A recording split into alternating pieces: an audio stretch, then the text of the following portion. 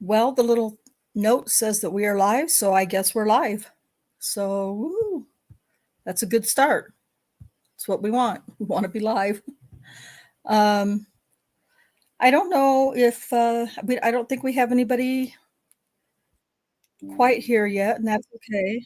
I'm going to turn off my YouTube. Okay, there we go. Um, oh, I just got a notification for my own live. That's amazing. Woohoo! Special. I know that Susan dropped out. I think she's having laptop issues, so she's not in yet, but I do believe she'll be joining us soon. And Cherie is slip sliding away on the roads in upstate New York, trying to get home from work. I think she's getting home from work. And so, and then it's close to a pretty major holiday, so but I expect that we'll get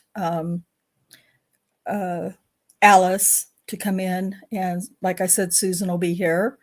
Neverly might pop in because she's probably working, but we may get her to pop in a little bit later as well. Dr. Silkman's invited again if he wants to pop in.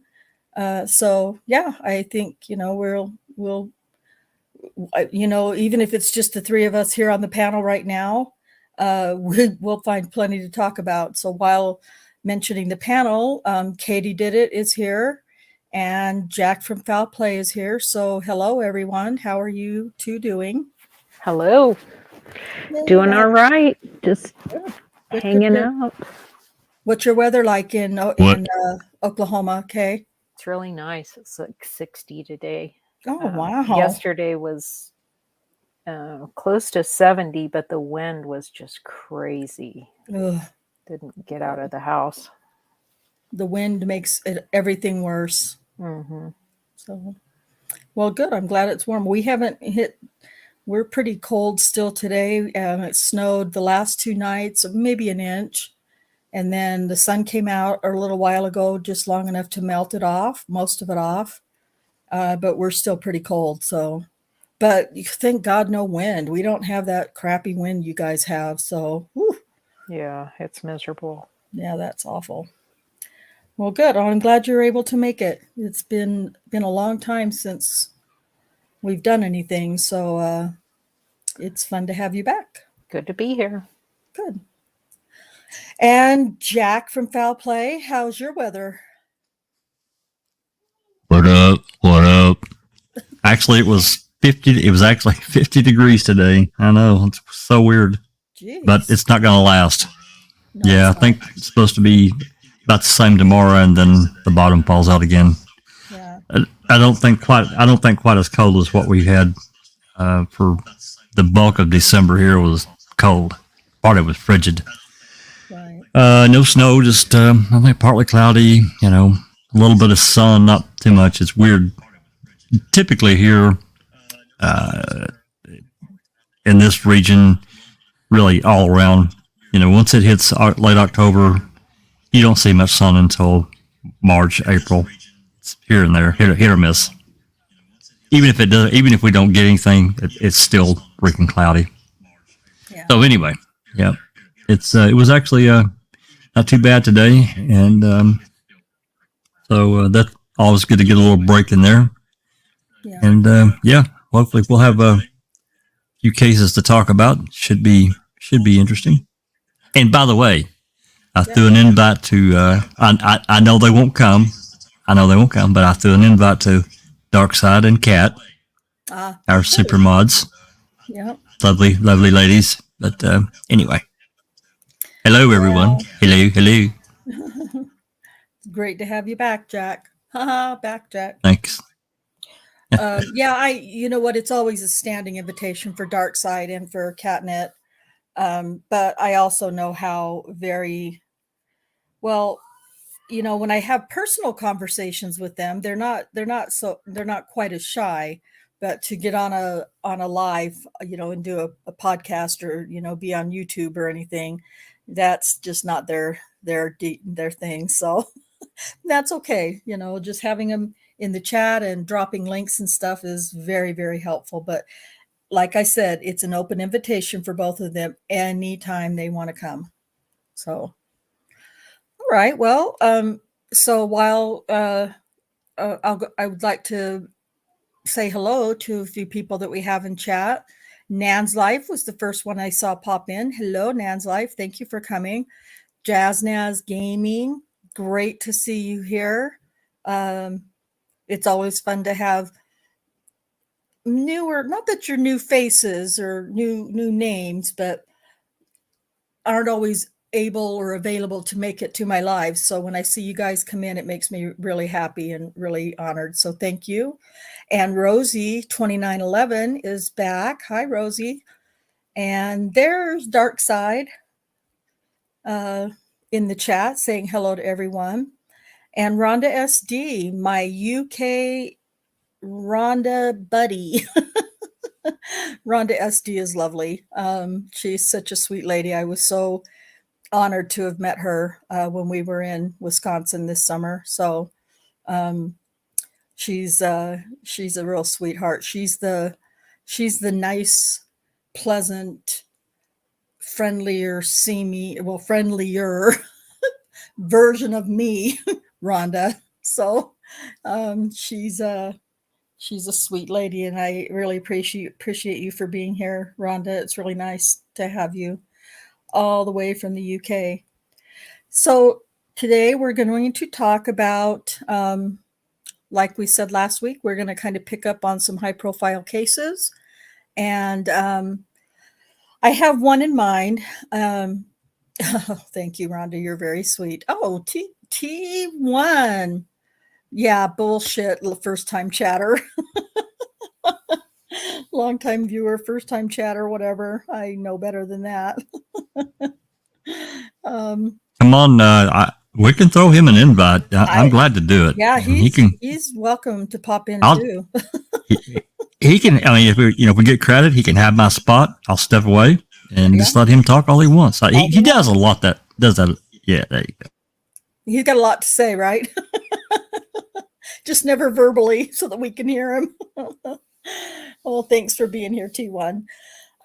So like I said, we're going to talk about some more high profile cases. And I know one that got mentioned last week is the Daybell Vallow case. And we'll talk about that in a little bit. But hey, TJ is lurking. Great to have you here. Yeah, we know T1. He is a big talker. Got lots to say. Maybe that's why he never talks, because he knows if he starts that nobody will be able to get him to quiet down, and nobody else will be able to say anything. I doubt it, but sounded good. I'm trying to give you an out, T1. Anyway, but we also, I don't know if we talked about it last week, but we did talk about talking about it, I think. And that's, hey, Neverly. And that's the Idaho, the killings of those 4 students in Idaho. Horrible case. I can't believe there's nothing that I've seen lately. It's just mind boggling that there's nothing. It's almost like heading into JonBenet Ramsey case, territory for me. Because we're just not getting anything. And so, but I'm going to let Jack. There's a news blurb. Jack has some information. I can do this whenever. If you want me to do it now, I will. And actually, I've got a screen. I've got a video, and this is what I saw earlier. Okay. So I'm going to share this screen, and I'll play this little video. I'm past the ad, so. Okay, perfect. Share Sounds screen. good. Do it. Window, let's see. Jack's going to share a video now, everyone. Yep, here we go. So you can share this whenever you're ready, and I'll play it. You tell me when you're good.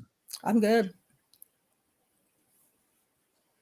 All right, I'm going to play this. It looks like it's about a 2-minute clip, and this is a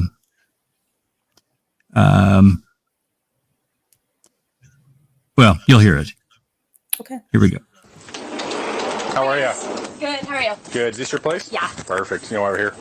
And I assume noise. That's one of the University of Idaho murder victims, Kaylee Gonzalez, confronted by police about loud partying. It's the 5th body cam video unearthed by web sleuths, showing cops breaking up parties at the house where the brutal murders took place. The date on this video is Tuesday, August 16th, time 5:30 p.m. It's a week before the fall semester begins and 3 months before the murders. You go to school?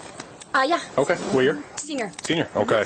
The officers threatened Kaylee and her roommates with a $300 ticket, but settle for just a telling off. You're disturbing the peace. Yeah. Nothing against having parties, nothing against having people over who are overage to drink. But again, once we start disturbing the neighbors, then we've got an issue. Yeah. For some reason, the young man with Kaylee is wearing zip ties on his wrist. The video also gives a detailed look at the rear of the house where the killer most likely entered. Look, there's a ladder lying nearby, and there's a big speaker, the source of all that loud music.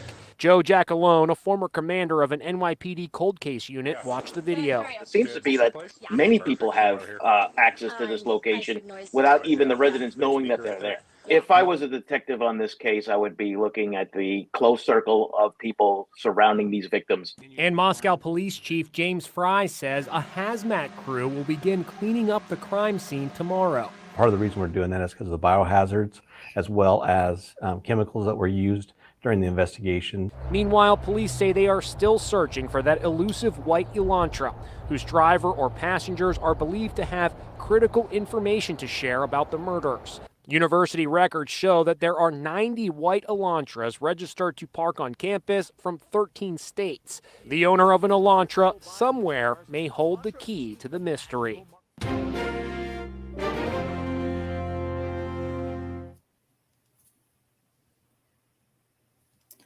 Wow, thanks for sharing that, Jack. When did you find that? When did that come out? Today. I just found it, literally. Oh, okay. And there's another video that I watched. It's shorter. I'll see if I can find it. We can play it later. But it is a video that was unearthed by just an armchair, one of our friendly armchair detectives out there. That apparently, when Kaylee and her friend were at the bar, there's a bartender there named Alex, and you can hear, I guess, on this as they're leaving, there's some security cam video of Kaylee and her friend and this bartender, I guess. You can hear one of them saying to the other, the girl, saying, "I told Alex everything." Oh, I saw as that. to what that. Did you see that one? I just saw it today. Yeah. So, but they've cleared.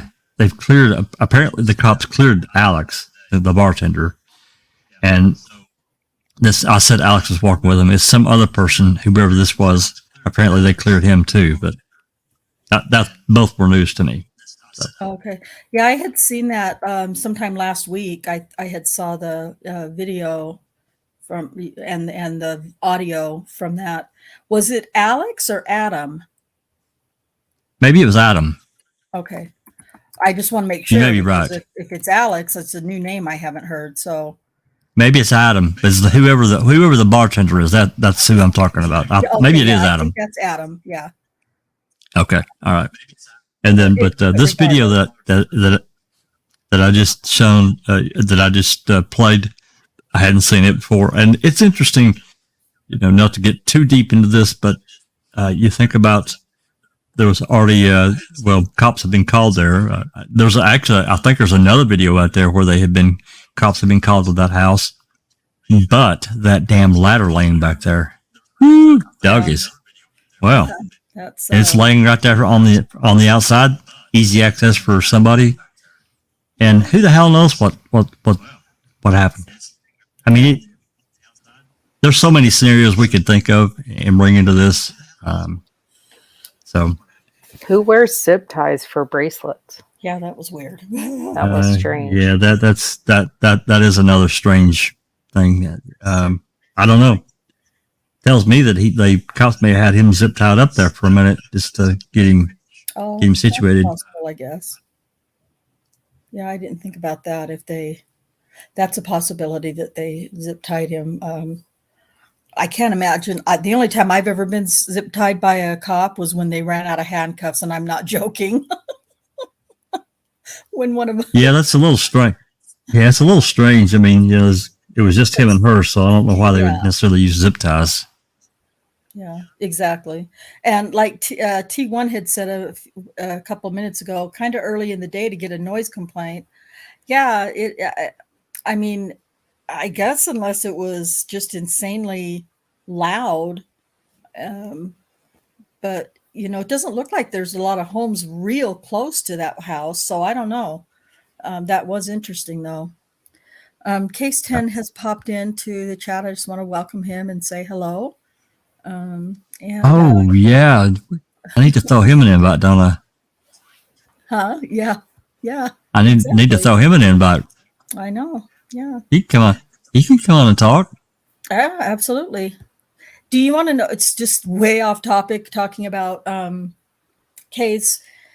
If I'm not looking and I don't know that it's him, he sounds like Sapper to me. Like, Sapper Cop's. But then I look, oh no, that's not Sapper Cop. So anyway, blah blah blah. So T1 has another question. Has the guy in the hoodie with them at the food truck been located and cleared? As far as I know, he was. Yep, I think he was cleared. He was cleared. Yes, I think so. My opinion, no one should be cleared at this point. I don't think anybody should be cleared.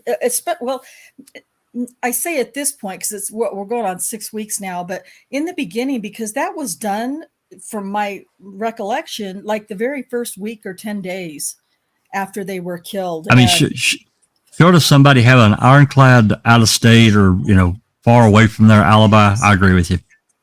It had to be ironclad though. Yeah, we're absolutely certain, and this person's been cleared, and I don't think so. They don't, if they know and very much, they're not obviously telling, but because they're not telling, and we're hearing that all these people have been cleared, that's makes me really uncomfortable. So I don't know. Yeah, so Rosie says, think I saw that video of them walking, but not sure those outside cams would have had audio. So maybe that audio was added after. I thought the same thing. I wondered about that. Where did the audio come from?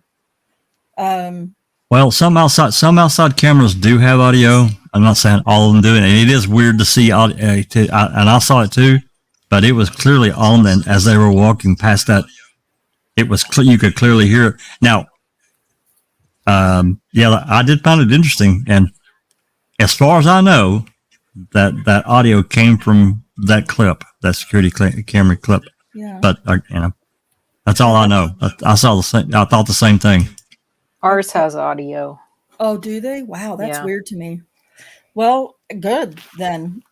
I mean, obviously we have one camera pointed at the house that my son lives in, and he had a friend over, and the guy was walking to his car, and he sees the camera, and he says, he's questioning him about it, but my son walks up and says, "Oh, my dad's a freak." Oh, like, okay. He doesn't know there's audio. That's funny. Oh, geez.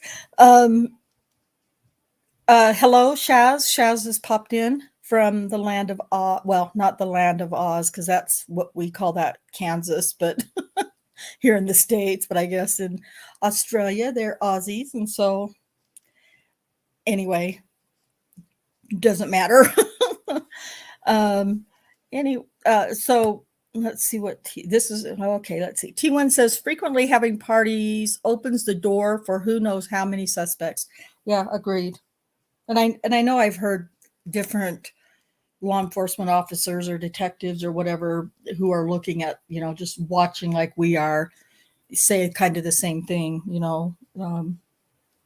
having those kinds of parties, because it's been said every day that the house was known as a party house. So you have, I guess, when you're a teenager, you just don't think about those things, and what the dangers could be, from allowing just anybody to come into your house.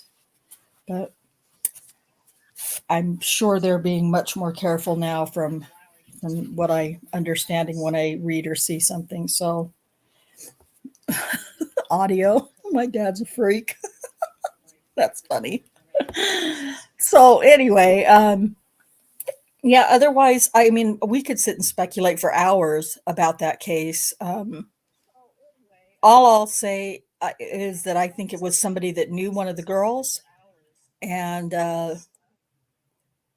maybe both of those girls that were sharing the bed, Kaylee and Maddie, maybe knew them both, and for whatever reasons had anger or rage for both of them or one of them. And I think the other two were, I don't want to say collateral damage, but like, now I'm in a frenzy. I've slaughtered two people, and I'm going to go ahead and get these two. I don't know. It's not necessarily a common rage killing behavior, but it could be. But whoever it is, Or just get rid of the witnesses. yeah, Yep. yeah, exactly. Get rid of the witnesses. Um, hang on one second. Yeah, I pulled. There's another news clip I pulled up, and it shows basically it's titled "New Surveillance Photos Shows Idaho Students in Bar on Night of Murder," and it's got several photos attached to it. I'm sure everybody's seen these, but I hadn't seen them. There's nothing Oh, you have to extraordinary. share. Okay, hold on, I will. Okay. Share. Okay.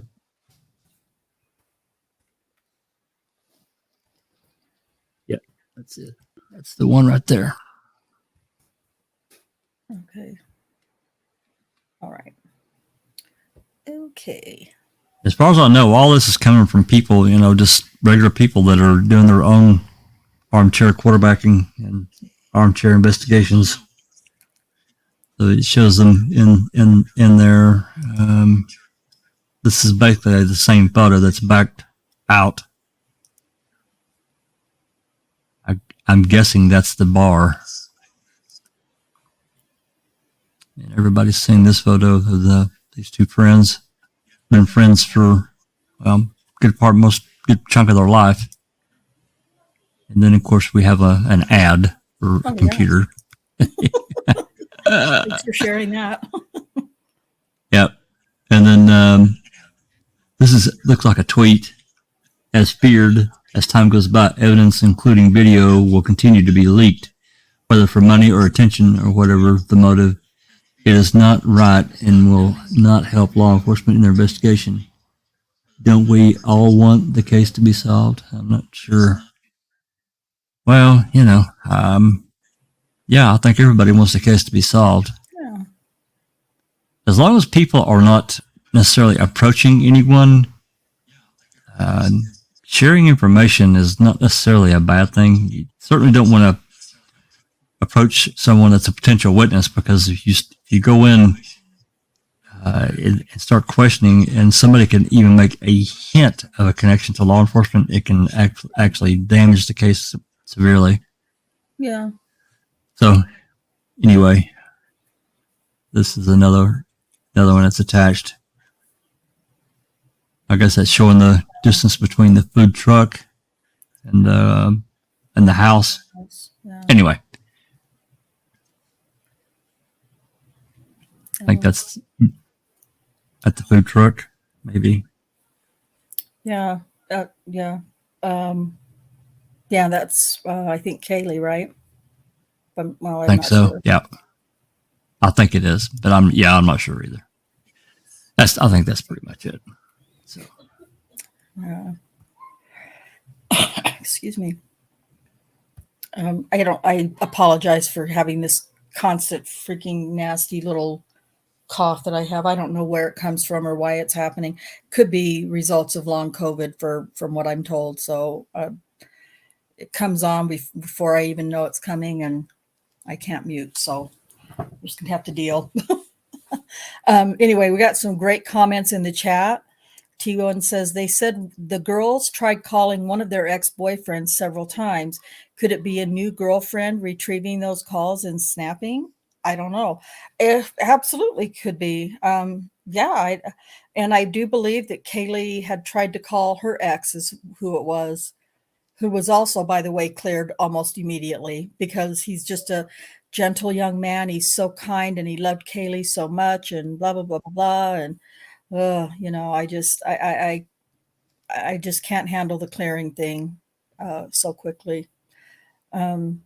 Shaz says, until murder has been caught, everyone is under suspicion unless you can prove a solid alibi. It was a horrific murder, unimaginable. 100% agree. Yep. Yeah. Yeah, So I do too. Susan is trying to pop in. Yay, Susan. And Darkside said, I heard on a channel that some housemates bullied some girl. Rumor. I don't know. Lots of rumors. Yeah. And that's exactly my point. That, you know, I understand they have to protect the investigation. We've all been around this long enough to know that that is absolutely, you know, a must. It has to be, they have to protect their investigation. At the same time, not sharing anything at all is what causes these rumors and speculation and, you know, the armchair detectives. You know, that's where the trouble really kind of comes from. You know, there's a have you seen about the one girl on TikTok, for instance, who has, in fact, she's being sued for defamation or libel by this professor, but she says this college professor what took part in the murder. She has proof. She knows it. And the college professor's like, I don't even know these people. I don't, you know, anyway, she's actually suing this TikToker, and the TikToker's like, good, bring it on. I'll see you in court. And it's just, okay, she's a little weird. She's really out there, this chick, but that's my point. You know, they just, it's so also, I think, damaging to not give something to you know, morbid, curious public that, you know, so that we know that there's progress. I think for me, I just want to know there's progress being made.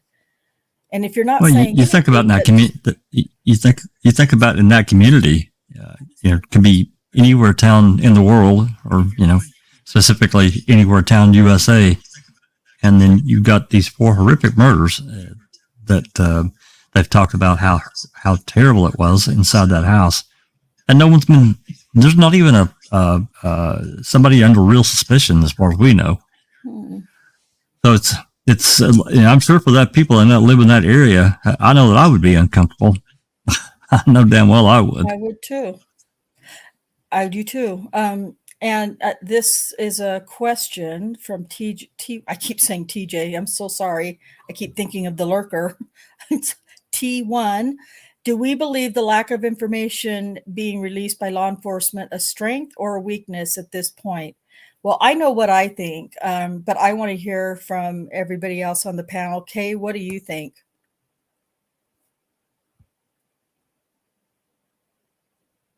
Oh, she said she stepped away. She might still be stepped away. Jack, what do you think? Do you think it's a weakness or a strength at this point? The lack of information. I think it can be both, because if they have a real suspect in mind, they're just keeping their mouth shut about it, and that's a strength. They need to not publicize that in many ways, because we know that a lot of people that are that do this kind of thing, they want the publicity. That's why they do it. They want on TV. They want in the newspaper. So and that we found that often is the case. At the same, and also at the same time, if somebody is a defendant or is under suspicion and had nothing to do with it, but then it gets publicized and drugged through every newspaper in the world, that person's life is over as we know it. It's done. Right. It's been proven over time and time again. Yeah. So I think overall it's a strength. Personally, just from my looking at true crime over the many years. Yeah. Kay, you had stepped away. I think you're back now. What is your opinion about the lack of information by law enforcement? You think it's a strength or a weakness at this point, 6 weeks in? Well, I don't know if it's just that they don't have anything and it's small town ineptness, or maybe they're just like Jack said, they're doing it the right way. They're keeping it under wraps, and they're not pulling a Ken Kratz. Right. Yeah. Good point. That's a good point. Yeah.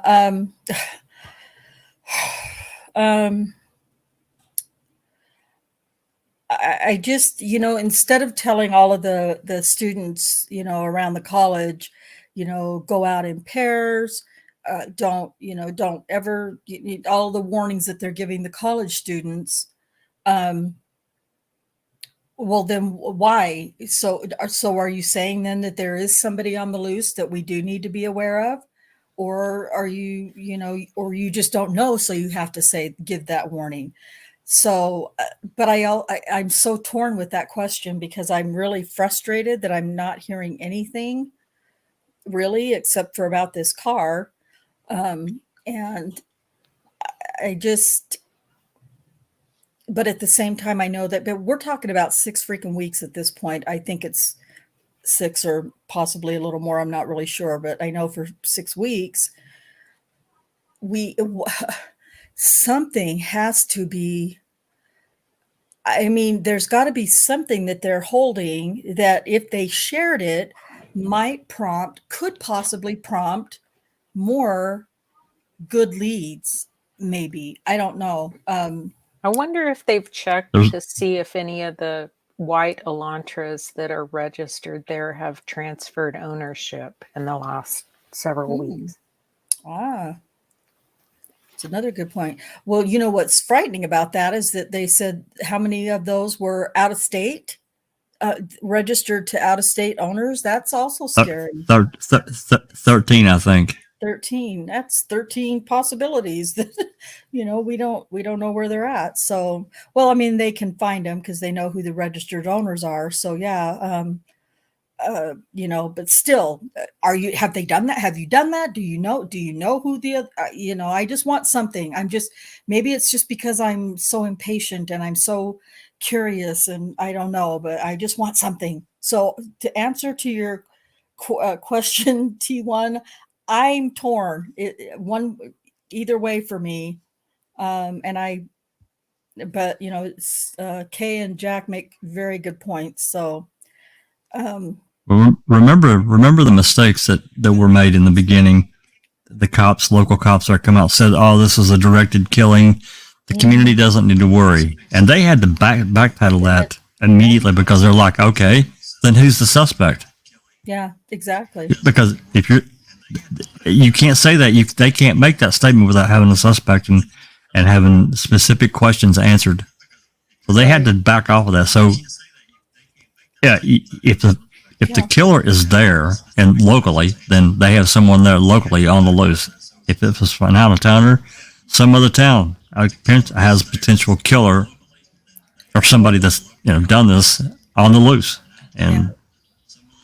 and there's no that's way, a problem. there's no right way to address that. There just isn't.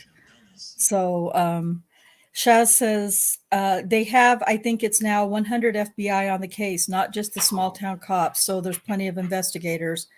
And that's good to hear. Yeah, that is great to hear. Hopefully having the FBI involved, with that much presence is helpful to them. Because listen, I'm not passing judgment on this town, the law enforcement in this town, because I know that I would not want to be in their place. So I'm not passing judgment on them. I just personally, on a personal level, it's just very frustrating. And T1 says the families have to be very frustrated. Kaylee Consalve's dad is really, I think the law enforcement has told him, from what I read or I saw it on the news, that they've asked him to please back off, please stop saying things, because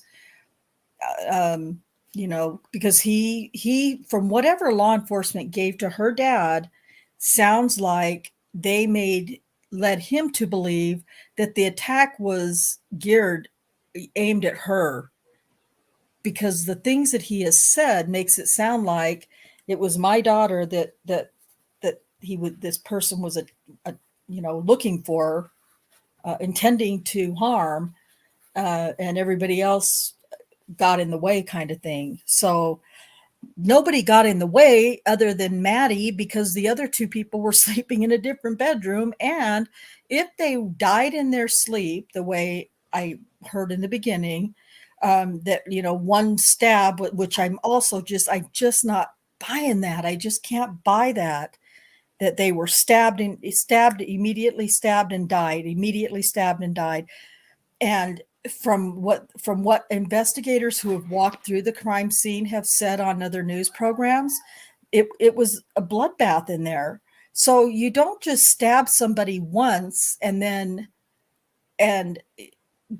maybe the bloodbath came from Maddie and Kaylee too. It's just blah.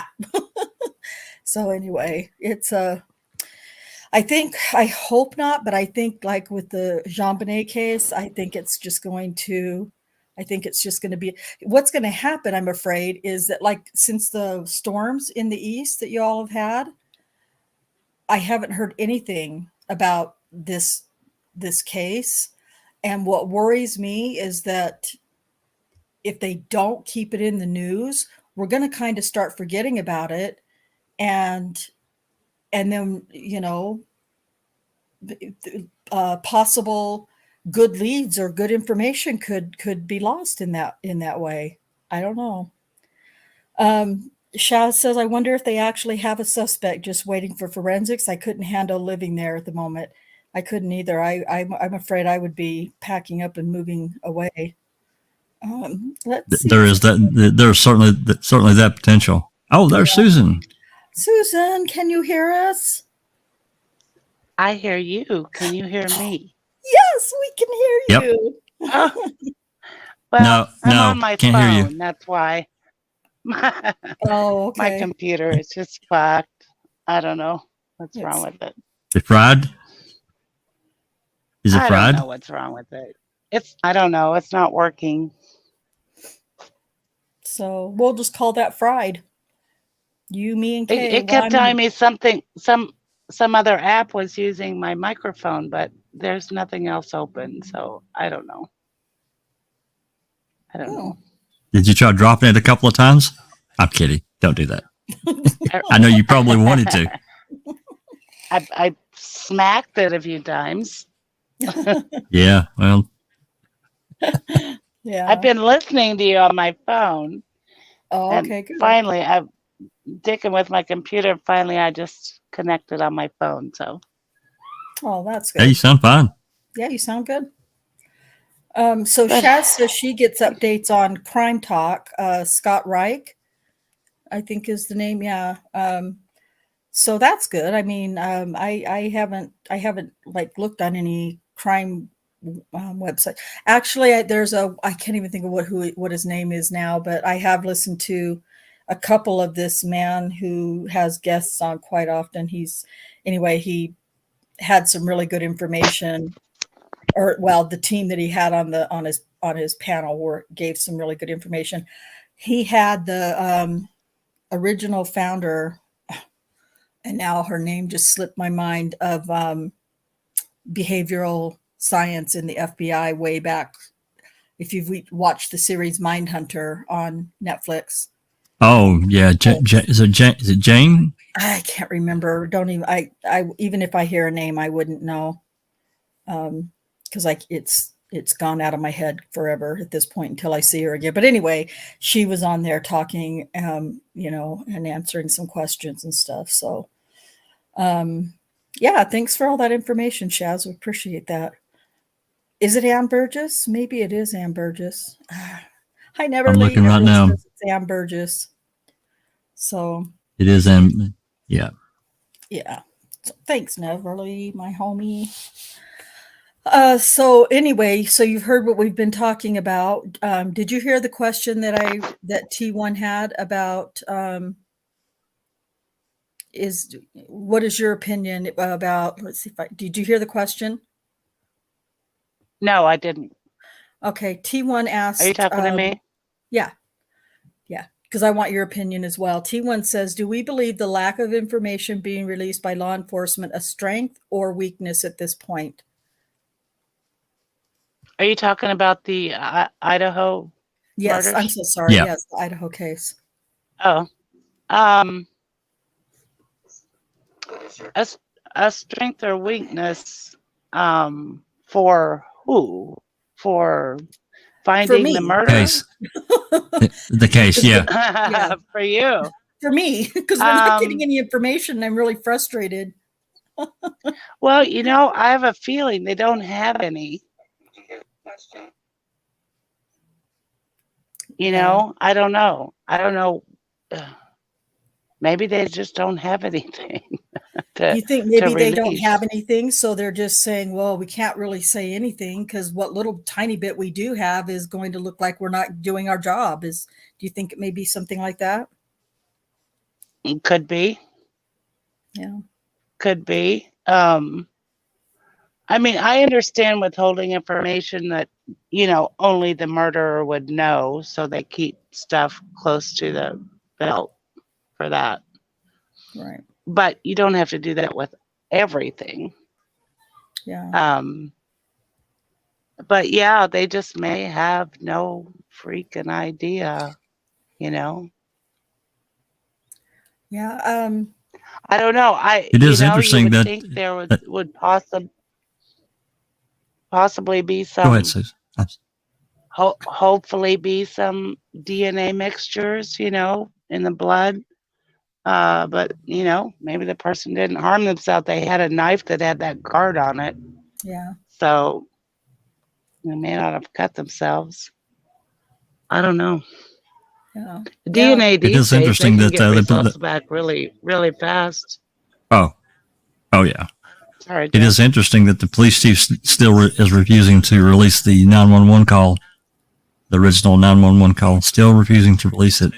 Yeah. I don't really understand that at this point. Releasing the 911 call. You know, I don't know. That's really strange because as far as I know, it was the upstairs roommates, one of them, that called.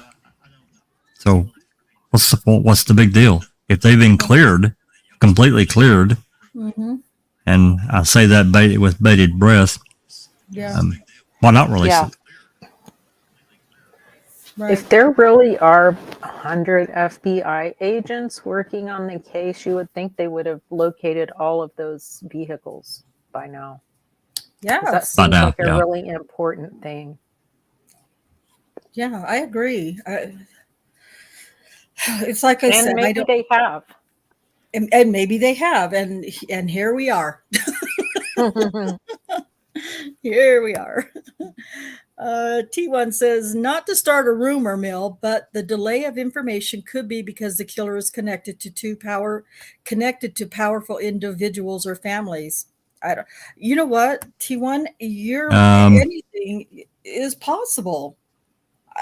But well, I made that comment weeks ago that it's almost like they're protecting someone. Yeah. I just say that it's speculatory, of course, but yeah, that's what it's starting to. That's exactly what, you know what, that's a great way to say how I'm feeling. I feel like at this point now I'm getting suspicious. Because, you know, a lot of us are just so jaded and so disappointed and I don't know what the word is, untrusting of law enforcement. in many aspects that, you know, That's a good way to put it. yeah, well, you know, sometimes I try to be, you know, respectful. I don't know why, because it's hard when I'm irritated. Let's see, T1. I So guess this is that'd why be no different than some aspects of the Alex Murdaugh case. yes, The yes, his son being the suspicion of his son having, you know, been involved in foul play, and it all gets covered up because of the power of the family. right. Well, his son was indicted. He was ready. He was going to trial Yeah, he before was. he Yeah. murdered him. Yeah. What's the Before he word? murdered him, because he was going to. No, I mean, allegedly murdered him. Okay, Susan. All right. Well, Hey, okay, wink, wink, nod, the nod. trial has not happened yet. Innocent until proven guilty, right? Yeah, Right. yep, that's absolutely right. Absolutely right. Mm. Speaking of the Murdaugh case, I know that was another one that we had discussed talking about. Yeah. Whoa, I don't remember where I saw the documentary. You guys, I know, I probably Netflix. That's what I Oh, there's usually. several. Yeah, Yeah. There's some I different think the one ones. I'm talking about was the one on Netflix, and whew, who wants to start that one off? I've got a news story pulled up on it if you Oh my like to. God. Yeah, bring it up. It's insane. Okay. Actually, I clicked on this earlier. Share screen.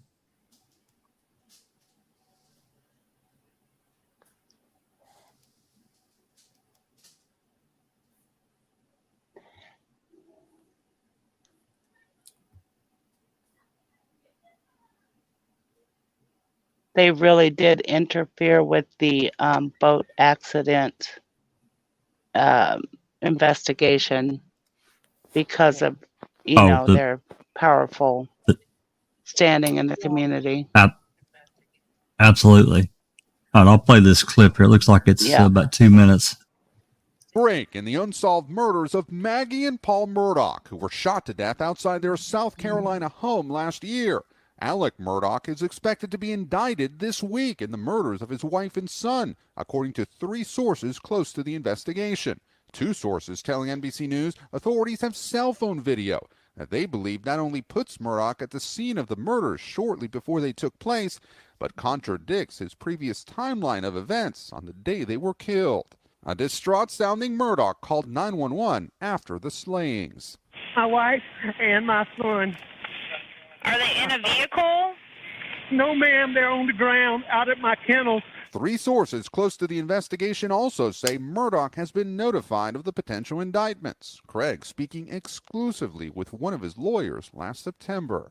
Clearly, he is distraught about their deaths. But he did not murder them. So, Dick, he didn't murder them. Does he perhaps know who did and why? I don't think he does. Murdaugh is already facing a slew of charges involving millions of dollars in alleged theft, fraud, and money laundering. Some stemming from the death of Murdaugh's former housekeeper, Gloria Satterfield, who died after falling on the steps of his home in 2018.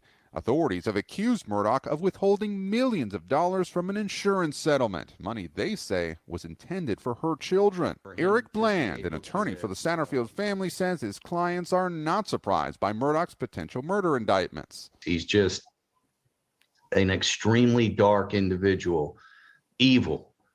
Just raw, basic evil. Murdaugh has been jailed since September following a failed plot in which he allegedly planned to have himself killed so that his other son could collect on a $10 million life insurance policy. And another new development for the disgraced attorney. South Carolina Supreme Court has disbarred Murdaugh after suspending his law license back in September. Hoda. All right. Thank you, Gabe. Appreciate it. No stress. Well, yeah, he needed to be disbarred. Only thing Oh I yeah. want to say, and then I'll let you guys talk about the case. Those eyes, you guys, his eyes, I can't even look in his face because his eyes practically almost terrible, like Beady. horribly dark, beady little. Ugh. Look up beady eyes in the dictionary. You'll see a picture of Alex Murdaugh. Yeah. Yeah. Yeah, that's Oh, I agree, Rhonda. He's yeah, creepy. he scares Yeah. me. I thought the same thing. He's got the beadiest eyes I think I've ever seen. Well, when you hear people say, and when I turned around and I looked at his face, his eyes were just black. There were just there was nothing there. They just turned black. That's what I see when I look Yeah. at Alex Murdaugh just in regular pictures. So Yeah. yeah. Reptilian stare, says Neverly. Oh yeah. Yes. Dark Side says shark eyes. Yeah. And Yeah, some of that's the photos before he got arrested that they use, it's a lot of, you can tell that the effects of the drugs that he was taking really made his eyes like that. It's like hydrocodone eyes. Oh, I see. So you mean illegal drugs? Well, I mean, didn't he have a Yes. oxycodone addiction? Oxy. Or Yeah. is that what it was? Yes. Oxycontin, yeah. Yeah. T1. Yep. Ever see a shark's eyes all dead and lifeless, like a doll's eyes? Dude, that's creepy. Oh man. Yeah. Yeah, I mean, it's kind of like one of those cases like with Daryl Brooks. I there wasn't a doubt in my mind that he was going to be found guilty. I just always expected that to happen. And I expect the same thing is going to happen with Murdaugh, because even, yes, I know innocent till proven guilty, and you can bet your butt that's a trial I'm going to be watching, and I will listen for Oh, yeah. anything that might possibly, make me think otherwise. But I just can't imagine. I can't imagine talking your way or testifying or witnessing your way out of everything that he's done. So yeah. Shaz says that's another case that Scott R talks about, and the Vallow Daybell case. Apparently, he was addicted to opioids. That's why he was broke. Okay. I think he was broke because he was like millions of dollars worth of. Yeah. Come on, how many pills is that? I think he was a gambler, actually. Probably. He talked to his son from jail about his son going to the casino. They were talking about it. Oh. The one that's still living. Yeah. But at least interesting. he grew his hair back. Did you see him the last time he was in court? He grew his hair back. He was shaved bald for a while. It's No, I didn't see my that. God. Yeah, some things make it even worse. Yeah. God. Yeah. Yeah, So I think he probably gambled all that money away. yeah, that makes a lot of sense. And once you have it, you just can't live without it anymore.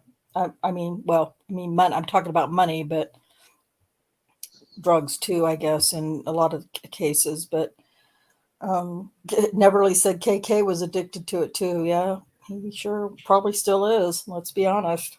What's so interesting that people that have a severe addiction, it's interesting to watch the decisions that they make and think how, they thought that those stories seem logical. Oh, Yeah. this seems like this will work. I'm going to say this. What?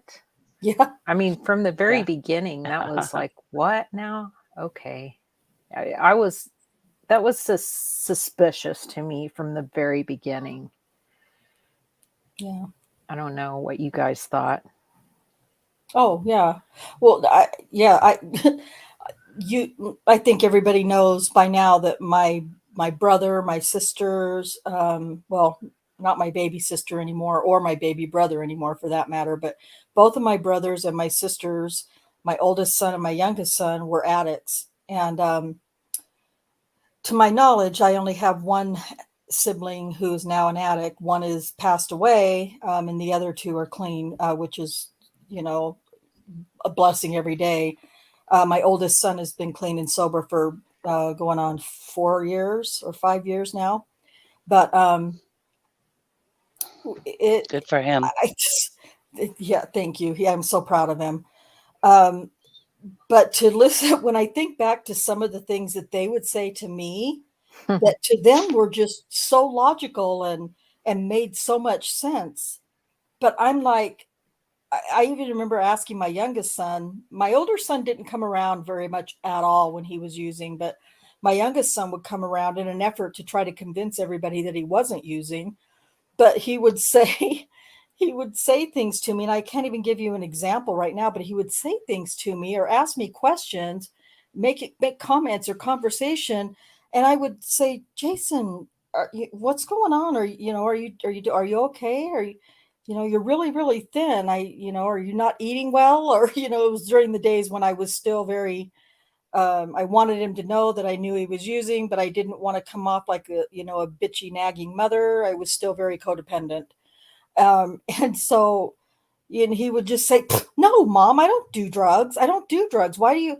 I would just say, "Well, I don't know. That's just kind of a really weird thing to say. I'm just like, I'm not really asking if you're doing drugs. I'm just, why would you say something so bizarre?" But fuck yeah, I knew he was doing drugs, and they do. Mike, I have personal experience with that. Like, it's a perfectly logical thing to them, but in reality, the rest of us are left scratching our heads like, "Oh my god." So that's a great point, Kay. To um, let's see some more comments here. Yep, opioids addiction is crazy for sure. Absolutely, any addiction. Some of them are worse for different reasons, but some of them are worse for other different reasons. Um, I know that didn't make much sense, but I knew what I meant. That's really kind of all that matters. Not really, but anyway. Anyway, so we'll be looking forward to a trial. Is there a trial date set for Murdaugh? It's in January sometime. I don't It's in know. January. Yeah. Oh. Yeah, I don't remember the day. So this, wow. Okay, coming up real soon then. Okay, cool. Yeah, That's if they awesome. don't delay it. Well, yeah. Let's be honest. It's going to be a delay for sure, for one reason or another. I mean, you want to know a trial that took place from crime to charges to discovery, investigation, and everything to the end of the trial and conviction that went fast was Daryl Brooks. That whole thing happened in less than a year. He was found guilty less than a year from when he committed that crime. It was crazy to me. So, but anyway, that's just we don't hear of cases going to trial and actually happening that quickly very often. That was fast. Yeah, I agree. Imagine how much faster it would have been if he hadn't been such a dickhole the whole time. Gosh, he was terrible. Oh God, it could have been 10 times faster. We could have or lost 20 times faster. Yeah, we probably could have lost at least 5 days of that trial if he would have just been normal. If he'd had a lawyer. If he would have a lawyer. Yep, exactly. Yep. Yeah. That's exactly true. Yes, I agree. Neverly, there's a difference between addiction and dependency. Well, I don't want to say a difference, but there's addiction and then there's dependency was your statement. And I agree with that. I just wonder, I'm curious what your when you well, I know you can't get in here. If you can pop in and say something, that would be great, Neverly. But I'm just curious when you say that, what your thinking is about that. But you may certainly type it in the chat if you want, or come in when you can and tell us then. Okay, so we're looking at a trial in 2023, January 2023, then for Alex Murdaugh. Hopefully, I can't imagine it's going to be a quick one because there's so much information to it that it's like no trials are quick anymore these days. So that kind of brings me to, well, what other, Susan, I didn't ask you about any cases or Kay either. I would just like to mention, because I just watched the new documentary, the John Bonet one. And I would just like to mention that first of all, the fact that the what's the name of that town? Boulder police will not release any of the evidence for new DNA testing it's just mind-boggling. So there's a petition to ask the governor to release it. Right. And why he wouldn't do that immediately is beyond me. I mean, they've got a full DNA profile that they can do familial DNA search on this, and they can solve this damn case. Yeah.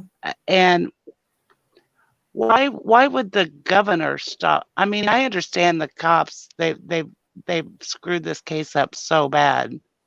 But why would the governor not just say, absolutely, do it? Especially solve this once and for all. I just put a link to the petition. Everybody sign that petition. Oh. Especially in a case like that, where it's not super I have a question for I have a question for you guys, and even those in the live chat. Does anyone here think that the brother allegedly did this? No. Absolutely yes or no? Not. Yeah. No. I don't think so. Not even. You think the dad did it? No. No. Mom? Nobody in the family did it. No. It's an outside perpetrator. I mean, the suitcase by the window, the scuff mark on the wall by the suitcase by the window. Yeah. Right. And then the guy that came in and investigated it, the private investigator that came in and worked on it, was sure it was an outside perpetrator. He actually died, but he, lived for that case for 20 years or something. Yeah. And he was convinced it was an outside perpetrator. And I am too. I don't think the family, and I feel so bad for that family. Oh my God, what they've had to live through being accused.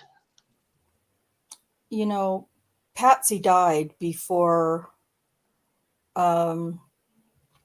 obviously before, well, first of all, before they were exonerated, which was sad enough, but died obviously before this case was solved. Well, it still isn't solved, but did she get cancer? Yeah, her cancer came back. Came back. Yeah, that's what I thought. Yeah, sign that petition, you guys, because I'd heard about that, but I didn't take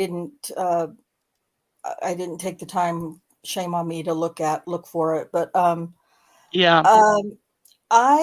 let's see here. I want to read Darkside's comment. She says, I do think the dad knows something. Can't shake the dad's words. Something about him. No. I read I don't 3 think books so. on this They case. have been cleared by Yeah, they're DNA. cleared. Okay. Yeah. There is somebody else's DNA and it's semen on that little girl, and it is not the dad and it is not the son. It's And nobody in the family. I really don't think they had anything to do with it. Yeah. Yeah. I mean, I went back Sorry, and forth I don't mean for hey, that's fine. No, you go for it. I went back and forth on it for many, many, many years about the parents. I read 3 different books on this case, and I don't even. I wish I had taken the time to look for them. I think they're probably. I think they were all Kindle books, so they may be in my Kindle library. But anyway, I read all of them because I just wanted to know all of the opinions. One was definitely Patsy Ramsey, and then one was definitely an intruder, and then the other one was um, basically a what do I want? How do I want to say it? Was a cover your ass book for Boulder Police Department. And So if it was Patsy Ramsey, whose semen is it? Exactly. Who sexually assaulted her? Yeah. That's ridiculous. It's well, but when I read the books, they hadn't cleared, because I read, these were many, many years ago, and I read them one right out, boom, boom, boom, right on top of the other. But I did go back and forth for a while, because a lot of the things that they would say, the investigators would say, or whatever, I would go, yeah, that makes a lot of sense. That really, I can see that. And there are just so many things that are so bizarre that make it look that you think, yeah, the family had somebody in the family had to have done something or has done something. But then on the other hand, I know that's just, this happened, and this, and the basement, and the suitcase, and the window, and the scuff mark from the shoe or the boot, going back up the window, just there.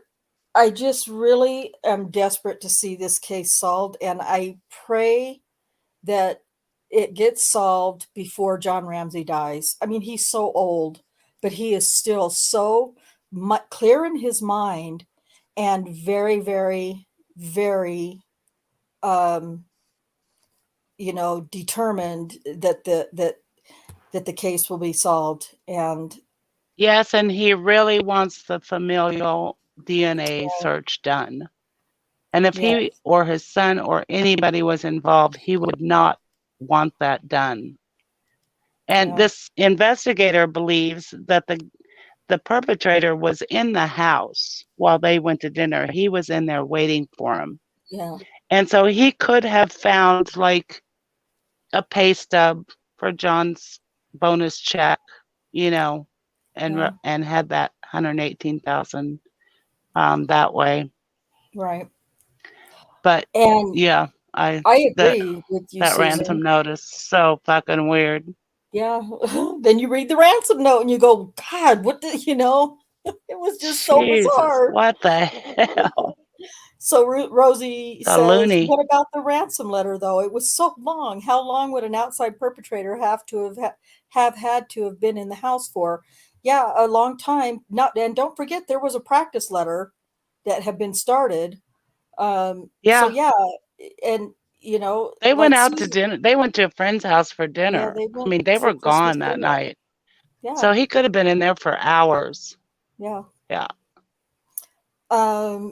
Dark Side says the 911 call, the letter. Yeah, I know those things are very suspicious. There's no doubt in my mind that it's suspicious stuff. You think the 911 call is suspicious? Well, Why? I don't feel like the 911 call is suspicious, but when you hear the way they break it all down and say, listen to this part in the background, you can't hear it unless you're really listening, then it puts it in my head, and I'm going, oh yeah, I hear that, you're right, but no, I don't believe that the 911 call is suspicious. I can't imagine how I would be on a 911 call like that. It gives me chills to hear her. When I hear it now, it brings tears to my eyes. It really does. Because it's so pitiful. He's been cleared. And I suggest anybody that has doubts about the family, just take a minute and think, if the family is not at all involved in any way, look at them from that direction. You know what I'm saying? Take your suspicions out of it on them and just think what they have been through. Jesus Christ. You know, until I saw a documentary, and don't ask me which one it was because I can't tell you, but and it's been a while, but they were. I remember probably the last episode of it, whatever the hell it was, or last.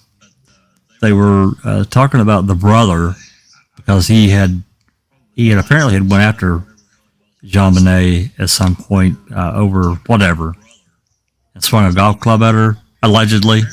I'm not saying it's true. I'm just that's just what I remember, and that's the reason I asked about if anybody thought the brother was involved because he had a pistol fit or whatever.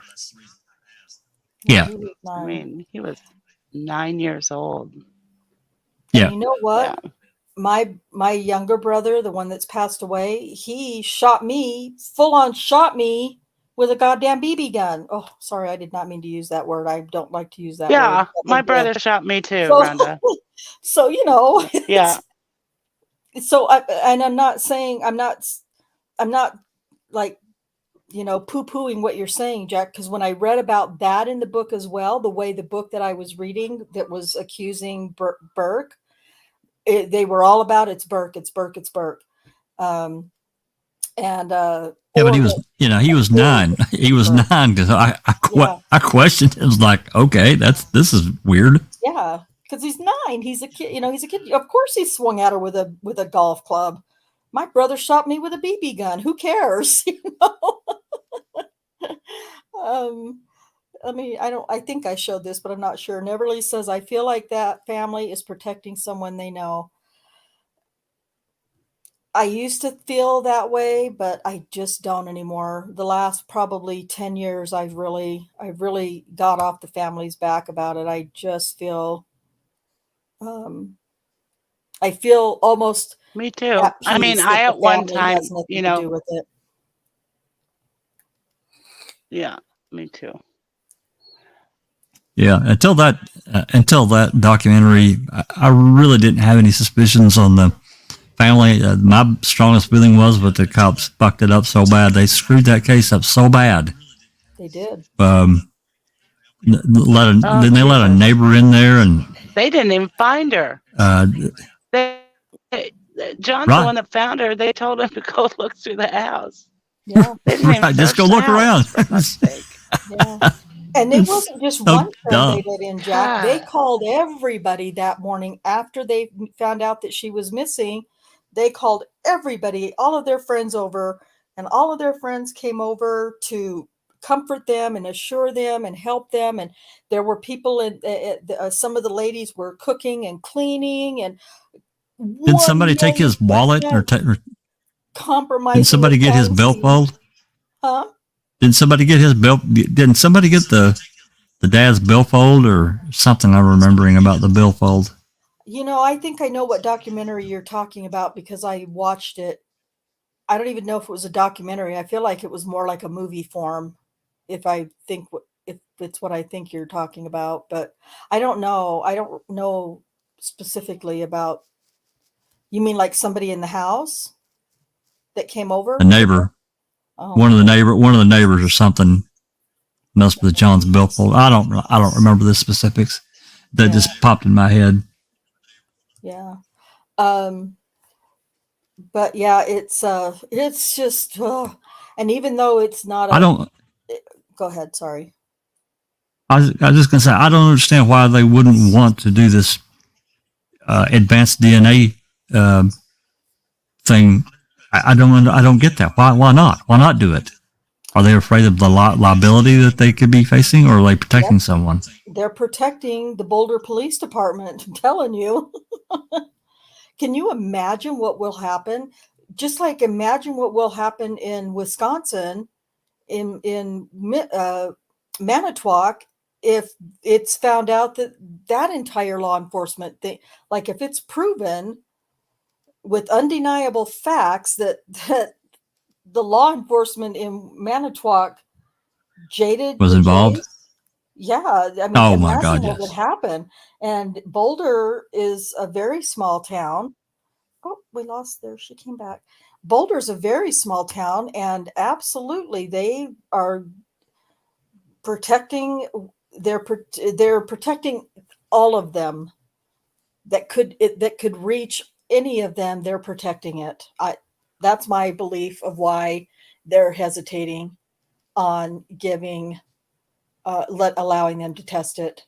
I mean, I guess we'll find out because it should be something decided soon, Yeah, but I don't know. I think that should be state and federal law. If once advancements in DNA take place and there's that potential of getting new evidence, you just do it. You just have to do You it. I may agree. if you It shouldn't be if it up to the cops or a not judge even or anybody. no It should just be available to test.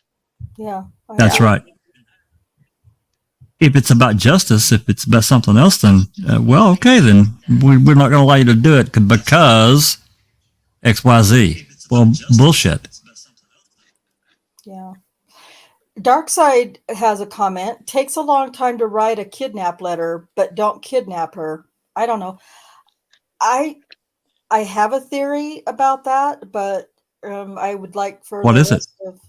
Well, I was going to say I'd like for the rest of you to, if you have a theory. Well, I think because she ended up dying, is the reason they didn't kidnap her. Maybe they planned on kidnapping her, but ended up killing her. And why take her then? Yeah, that's exactly my opinion. Exactly my theory. Kay, you've been very quiet. What do you think? She's like, been quiet. Nobody shut up long enough to let me talk. You know, I haven't looked at that case in so long. I don't think, I know I really never, for a long time, I have thought that the family was not involved. But Yeah. I don't know about the whole. Yeah. Yeah, I They said, didn't take her. It's been 10, maybe even 15 years since I've been like, nope, I'm done. I'm done. You know, I'm done on that hill. I'm going to go find another one now because I just believe they weren't. Hello, Alice, and welcome. Alice. Hi, Alice. Hi, y'all. You know, Alice, I was just looking at the weather, just happened to looking around the world. You guys need rain over there. You don't hardly get any at all.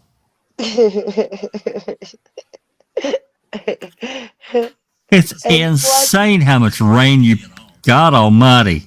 Yeah, I tell you, we get all we get it all. We get rain, sleet, snow, sunshine. We can get it all in the same day. Yeah. Buy an ark and live in it, you know. One and done. God almighty. Yeah, well, I went for a bath earlier, and I bloody fell asleep when I came out the bath, and I've no long woke up, and I was bloody freezing. My feet were freezing and everything, so I've jumped in bed with a hot water bottle and everything, and I was like, bloody hell. And then, not only that, I've just had bad news on Luke's case as well. Oh, no. No. Oh, no. Yep. According to the Procurator Fiscal's office, there is no basis for there to be a review of Luke's case. Are you fucking shitting me? The police have destroyed evidence that shouldn't have been destroyed since 2026. But there is no basis for there to be a review of Luke's case. But not only that, the judge who made that decision is the fucking prosecutor's wife. The prosecutor that prosecuted Luke in the first place is his wife. Oh my God. Don't they believe in recusing themselves over there? Do they hell? Do they hell? So fuck knows where that's going to lead us now. Oh man. I don't know if if we can ask for another judge. or what, but one of the shit rags, the Sun, has done an article on it, and they say that there is no basis Jeez. to revisit Luke's case. So frustrating. It is. There was evidence kept from the defense. The police have destroyed evidence. Why would they be destroying evidence if their conviction's so secure? Just like in Stephen and Brendan's case, you know what I mean? In Daniel's case, why are they not retesting the evidence if their conviction is so secure? You know, I'm raging. I am absolutely raging. Because it's bullshit. It's just utter bullshit. That poor lad has been in there since he was 16 years old. He's now 34 for something that he did not fucking do. And it just breaks my heart. We thought we were getting somewhere. You would think new evidence would be the defense the prosecution hiding evidence and destroying evidence, but yet there's no basis for it. Oh, I'm sorry to hear that. That's just sucks. Really, really horrible. Because it does leave you wondering, now what? Now what can we do now, you know? Yep. I don't know if we can go. Well, when we were part of the EU, we went to the higher courts with the EU, but I don't know if where we can go from here. I don't know if we can take it to the human rights courts now, because basically his human rights have been rebroken because he's not got a chance to a fair retrial or a fair appeal because they've destroyed evidence. Yeah.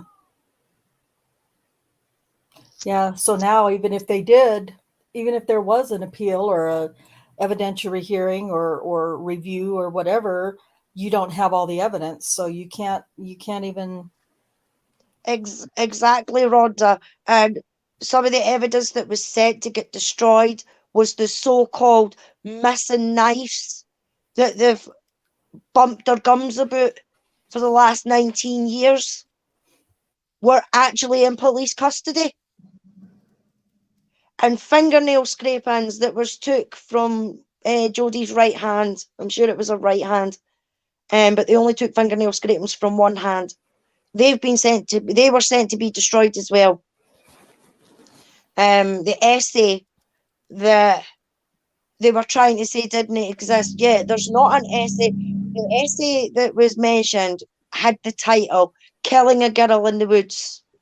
Now, that's it. Mark Cain done an essay and it was No Remorse, it was called. And it was about killing a girl in the woods. That's the only difference. Yeah. He's dead now, right? Yes, he died a few years ago. But the police screamed and hummed and hawed about how this essay never existed and everything like that, because people were saying it was killing a girl in the woods. But it's not. It's actually called No Remorse, and there was 2 copies of it because he done he done good on the first copy, that the teacher got him to redraft it and just do it a bit neater and everything like that. And both the copies were there, and both the copies were sent to get destroyed. There was they were told, the defence was told there was no other search warrants. It was only search warrants for Luke. But they've just found out that there was a search warrant on one of Luke's friends in another part. A search warrant was issued for his house where they found a green Parker jacket. The green Parker jacket that they swore blind that Luke had. You know, but yet there's no basis to review his case. Well, hopefully it's not the absolute end. You know, hopefully something else can be. We'll keep fighting, Roger. If we need to scream and shout outside the Parliament, the court, whatever, then that's what we'll do, because it's not right. It is not right what is happening to Luke, you know. Definitely not. Definitely not. They made a murderer out of a 14-year-old child. Yeah. It's like making a murderer in the UK. Exactly. Yeah, it's our biggest shame, Rhonda. It is the biggest shame in Scotland right now when it comes to the justice system. Because how they went about getting Luke in the first place, they broke their 110-day rule to get him, because by the time of the crime, they've got 110 days to charge them, and it took them 200 and something days, if I recall correctly, to charge Luke, because they waited until he turned 16. Right. So I heard a rumor though, Alice, that they trained, that Manitowoc trained them. So well, possibly rumor. that. Yeah, yeah. Well, they Yeah. did go to America for a while, so you never fucking know. Yeah. And they chose Manitowoc, Wisconsin. Yeah. Oh gosh. Well, we were just kind of, I think, getting towards the end of wrapping up. Even though it's not a 2022 case, it's a case that will go on because it's been so many years. Were we going on 34, 38 years, something? The Jean Bonnet case. So we're just kind of wrapping up some thoughts and opinions on that. But you know, They damn well should do that. They should retest that DNA. There's absolutely no reason not to. Yeah. None. Yeah. Well, and we'll see. I mean, the longer they take to make the decision, the more angry I get about it, because it's no reason not to, unless they're protecting themselves. So I was just looking. Oh, go ahead. I was just looking at this petition, and it says, here's what the Boulder police posted on the 25th anniversary of the case. It says, as the department continues to use new technology to enhance the investigation, it is actively reviewing genetic DNA testing processes to see if those can be applied to this case moving forward. Well, of course they could be applied. Gosh, that's just so ridiculous. How stupid. Yeah. Oh my goodness. Yeah, here's what I mean. Most of these change.org petitions look the same, but this is a picture of the petition. I'm going to have to read this when we're finished, because I'm really interested to see. Whoops. Oh, whoa. I am jumping all over the place here. To see what the whole thing says, but I'll definitely sign it. I'm gonna post it again. Yeah, definitely do that. Yeah, sign that petition, guys. Especially if you're familiar with the case. And if you want to see this DNA, if you want to see this evidence retested, I think there was over 1,000 pieces of evidence taken from that crime scene, which is mind-boggling to me, because the crime scene was completely massacred that day. But you know, whatever they took, hopefully there's got to be something that they can find. And there could be more than one, you know. Yeah.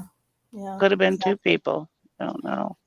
I'm not sure about T1's comment here, or question. He says, do they have the unconnected part of the 911 call? Like in the Murdaugh case, he didn't start panicking until the dispatcher came on the line. I don't know that there is an unconnected part of the 911 call, to my knowledge. I mean, I've listened to it 1,000 times. Now, at one point, it maybe, I don't know if this is what you're talking about, but eventually Patsy hung up the phone and just left it hanging on the receiver, but it didn't actually hang up, according to some people investigating it. But other than that, I'm not aware of an unconnected part of the 911 call. in that case. But I do want to show what Rosie wrote. She said, we all have our own thoughts on the case, whether we think the family were involved in some way or not. Absolutely. And I'm not saying that just because everybody doesn't agree with what I believe, I'm not judging you on that, because you know what? It's all the different opinions that help cases get solved or new information come out or something. So this is just a friendly, debatable conversation. And yes, absolutely, we all have our own thoughts and beliefs and opinions. And absolutely, Rosie, I completely agree. Let's see. Neverly says that she does think that the 911 call is sus. I mean, I'll listen to it again and see if I can. It's, what's really hard for me, and for probably most of us, is once we've heard it, I think, and formed an opinion, it's hard to hear what we don't want to hear. Does that make sense? I'm not sure if that's quite the way I mean. It does. Okay. It does. Yeah. But I will try to listen to it several more times and see if I can hear it differently. Because I respect everybody's opinion, and I want to. A lot of times we learn stuff from everybody else's opinion, and if I find out that I'm totally wrong, I definitely want to know that, and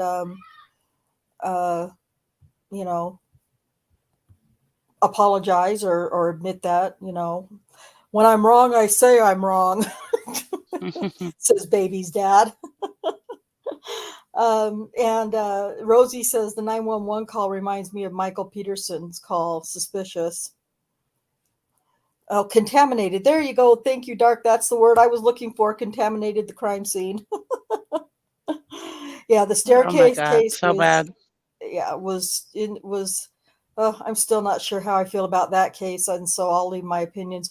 But yeah, that was another one. Hey, our William is here. It is great to see you here. I've had my comments kind of stifled in one spot because I didn't want to miss some things. But thank you, our William, for being here. And let's see here what Shaz said. When you think the family was living so long as suspects by so many, if they knew who did it, I'm certain they would have blown the whistle. Could very well be. They're done living with, just like in Manitowoc. Whoever on the state side knows something and knows the truth, someday they're gonna blow, and I think it'll be Andy. But anyway, so yeah, that's possible, to just live with something for so long that it just eats you alive, and you just have to finally say something. And Darkside agreed with Jack. They should test to see who owns the male DNA. Strange that they won't. Yeah. Well, and they did. What they tested for, they did test it originally, and ran it through CODIS, and nobody showed up. They tested it and ran it against the DNA of the rest of the family, and it did not belong to anyone in the family. So, that much we know. But now, if they could find the Golden State Killer through familial DNA, how many years ago? 5 years ago, or is it more? Yeah. They can find the killer through familial DNA in JonBenet Ramsey's case. I believe that as long too, as Susan. there's, family evidence, family have submitted, DNA. Yep. But And I yeah.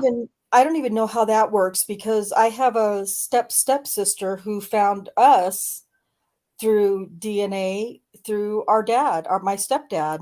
So, and my stepdad has never, it gets really twisted in my brain if I try to think about DNA and ancestry very much, but they're solving cold cases every single day. All the time with Yeah. familial DNA. Thank you very much, T1. I appreciate that. And yes, the Boulder police can release it and allow them to test it. Have Yeah. this lab that John wants to use to test it. And they're refusing so far. Yeah. So this petition is asking the governor to let allow a looking for it on here. An independent agency to release it to an independent agency. Yeah. And they're afraid of that for some reason. And we The can all DNA decisions in the case. Yeah. Rosie, yes, the Ramseys were going to be indicted. I'm trying to what was his name? The DA. It was before Mary. It was Alex Hunter. And that was political. It was political. So he did know. I mean, the Ramseys, he believed that they were innocent, but he was pressured by politics. Alex Hunter. I think one of the books I read was one that he read, or one that he wrote. Was he the one that played Santa Claus? No. That guy was a creep. It was I can't surprising remember that it wasn't him. Yeah, I really suspected him for quite a while. It just made I really most think it's somebody involved with these pageants, or Do you? somebody that watched these pageants and Could have been. or was fixated on that little girl. Yeah. Yeah. Could very well have been. Yeah. I thought about that earlier, Shaz, when we very first started talking about this case. She says, I couldn't imagine living life being suspected of murdering your daughter, but 100% innocent. It would be similar in life to being locked up like Steve, free, but not free in the eyes of everyone else. Yeah. Or being free, or being innocent, finally being exonerated and released, and still being like Steve, considered guilty. So yeah. Okay, I have lost a lot of comments here. Shaz says that she's glad they were cleared.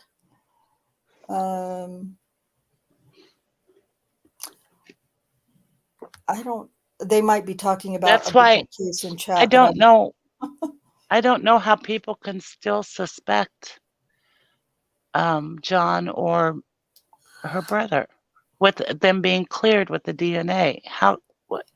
I don't get it. I don't know. Or even Patsy. You know, some people still think Patsy did it. Yeah. I'm pretty sure she didn't have any semen in her body. Yeah, as far as we know. Because a lot of people only accept the DNA when it goes in their favor, Susan. Yeah, yeah. You know, that's exactly it. There is no DNA whatsoever to convict Luke, Stephen, Brendan, any of them. But yeah, they say that there is, especially Brendan. I mean, there is absolutely nothing that points Brendan apart from his words. You know what I mean? But they still convicted him of mutilation and everything like that. So they only accept the DNA results when it suits them, or if it fits their narrative. You know, and it's ridiculous that it has to take that. I mean, take Jean Couché when they were going on about him and his deposition, when they said, but DNA was the thing that got Stephen off in the first place, and he went, well, DNA can be fabricated. Yeah. You know, so they only accept the DNA when it fits their narrative. I mean, I'll say right now, if DNA was to come back and say that Luke done it, I would put my hands up and say, right, fair enough, he done it. The same with Stephen, the same with Brendan, or Daniel, or whoever. You know what I mean? If the evidence pointed that way. but there is more corruption, finger pointing corruption in all of these cases that we've worked on. You know what I mean? And it is disgusting that there is that amount out there. And the people that are coming out and talking about it are the ones that are working on it, you know? So I think I would rather believe the ones that are working on it and that are trying to fight for right, you know, that they're the ones that are telling the truth because they're doing it for the right reasons. They've got no reason to lie. Yeah. But they find them.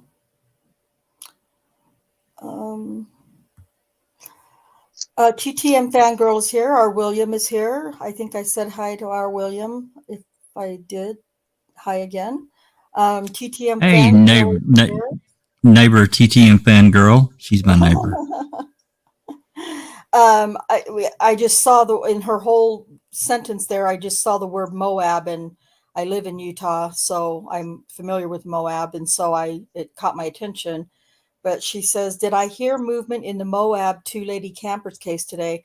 I haven't heard anything, TTM, and if you have, I would love to know, if you have a link, or if you want to say where it is, or put a link in Discord so that I can look at it, because I would really be interested in that. And that, it's not part of the Gabby Petito case, but in the very, very, very beginnings, they believed that there was possibly a connection between, in Moab, between those two ladies who were murdered at the campsite and Brian Laundrie and Gabby Petito, but they weren't. They weren't. I think they were all in the same bar at one time or something. Yeah, I believe like that's that. what it was.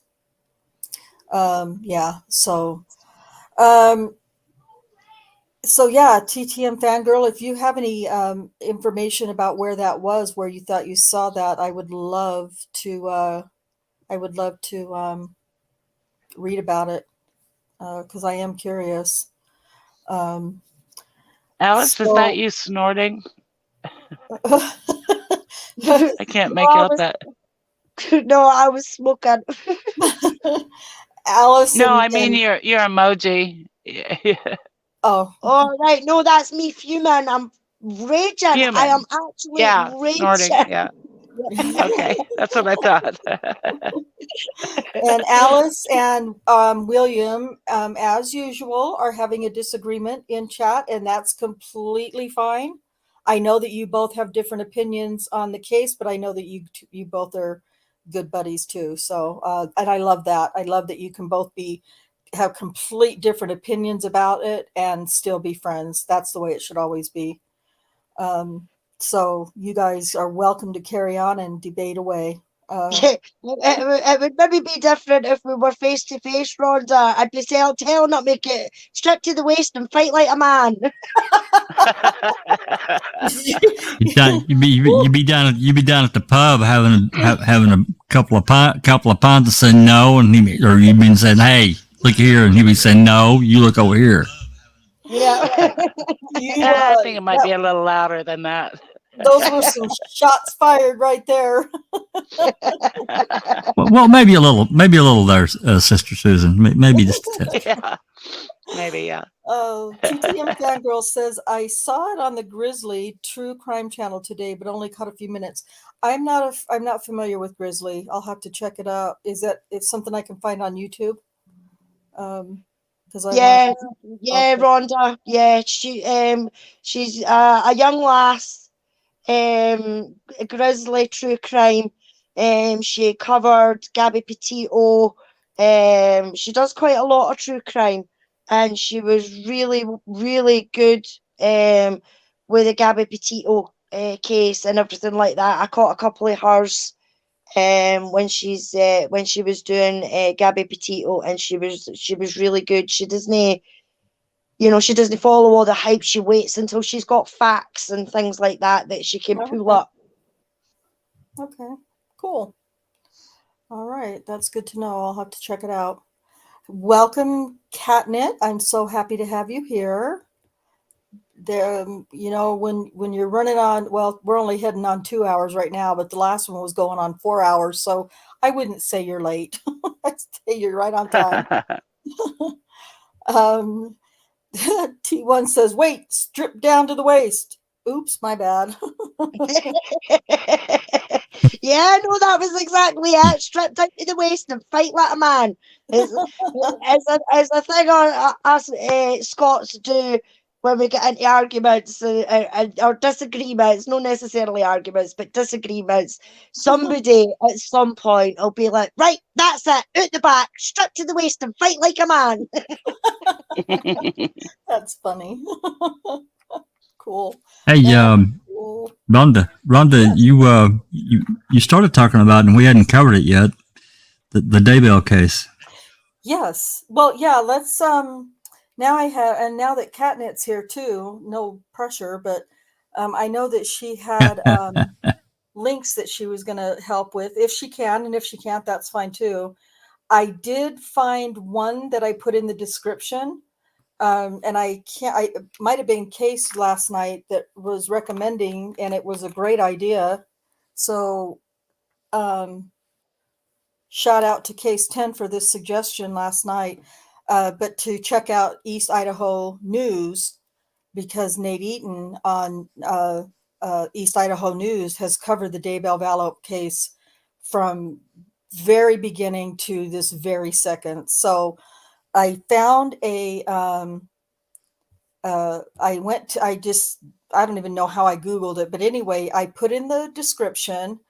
If you want to grab that, Kat, and you can put that in the chat if you'd like, and folks can go ahead and open it up and check it out later. But it's the whole case archived with the timeline. And for those who are not familiar with the Daybell Vallow case, I recommend you do that if you're interested, because I haven't looked at it, but for the way it looked, what I did see, it looked really, really useful.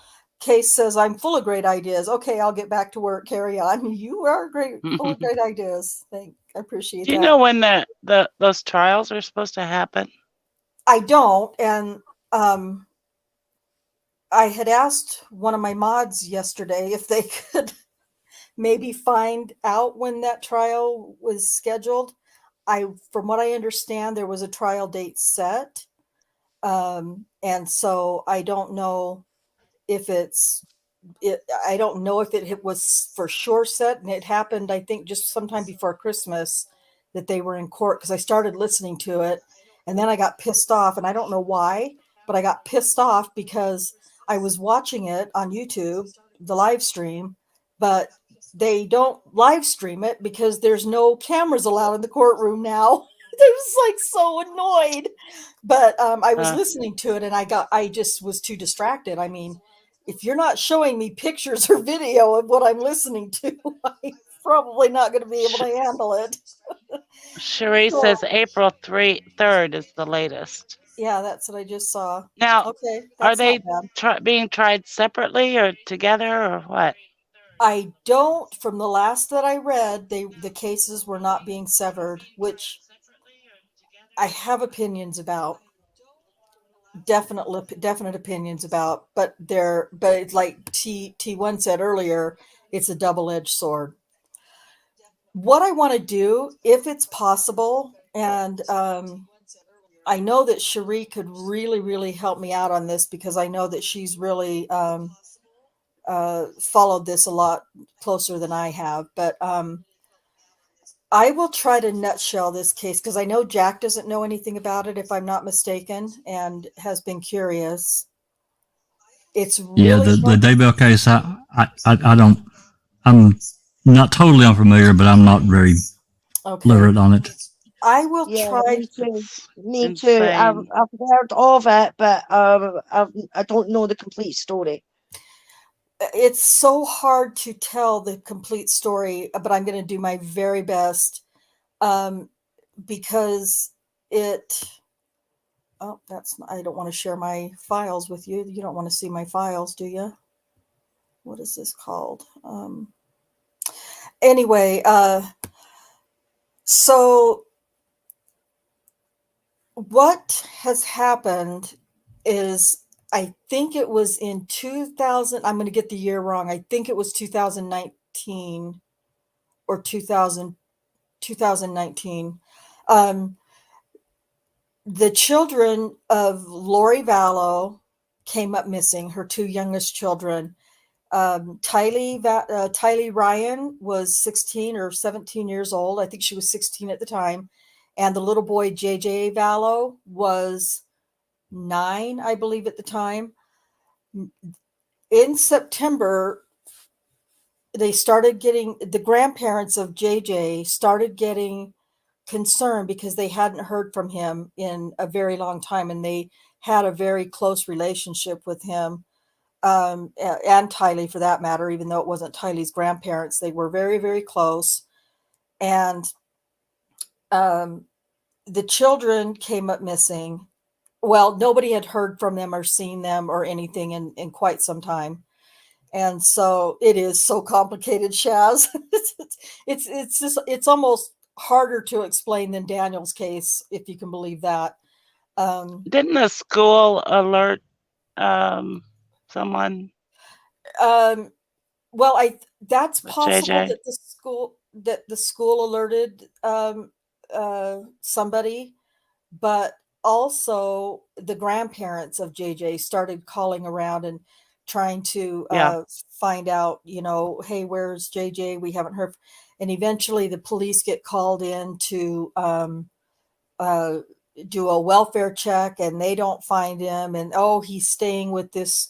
And Lori Vallow, who's one of the defendants in this case, the mother of the children, says, he's staying with his grandparents I think they live in the Midwest somewhere, and I don't recall exactly where it is.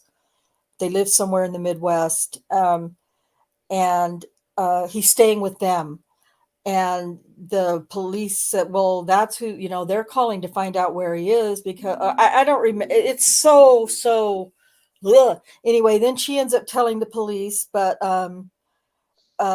Lying. Lying to the police that she stayed with a friend, Melanie. I can't remember Melanie's Gibb. Is it Melanie Gibb? There's a couple of different Melanies in this case. That's it. So Melanie Gibb. Okay, Melanie Gibb. And they called Melanie Gibb, who lives in Arizona. Now, this case spans from Arizona, Utah, and Idaho, and Hawaii, and back. So all kinds of things happened between all of those states.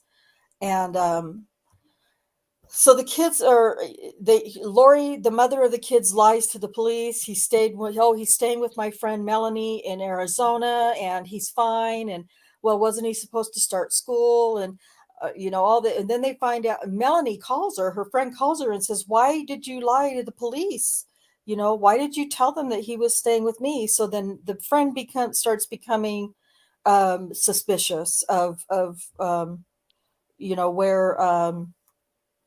where he might, the little boy might be. And so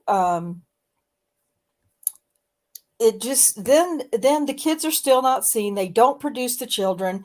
The police in Idaho. Yes. Thank you. Kat, can you find T1's right? Denise Rainey covered this case. I don't know how many of you in the chat are familiar with or remember Denise Rainey. Rest in peace, Denise.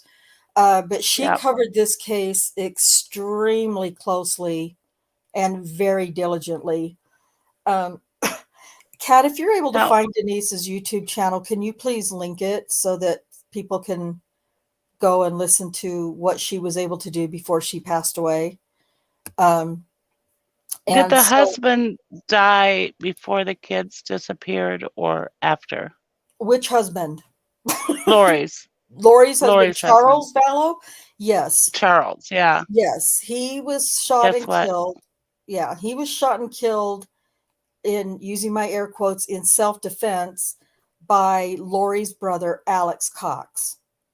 Do you see? Was that before the kids disappeared? Yeah, this is before the kids came up missing. Yeah. Because because JJ or Tylee had gotten a baseball bat out and went after her dad because she thought her dad, well, this is what Alex Cox says anyway, but he's dead too. There's a whole bunch of dead people in this Yes. case. Yes. So, Yes. so it's hard to say, but not only is, okay, Chad Daybell's wife died in October of that year. 2 weeks later, Charles Vallow is killed, or he was killed first, and then Chad's wife, I don't remember, but they were dead within months of each other, if I'm not mistaken. And 2 weeks after Chad's wife died peacefully in her sleep, which has now been proven by forensics that wasn't the case, he and Lori go to Hawaii and get married 2 weeks after his wife died in her sleep. And they had like 5 or 6 kids together. Tammy Daybell and Chad Daybell did. So they get married 2 weeks after she died. So Charles Vallow had died first, obviously. So Okay, Cherie's got it here. She says Charles was shot July 11th, 2019.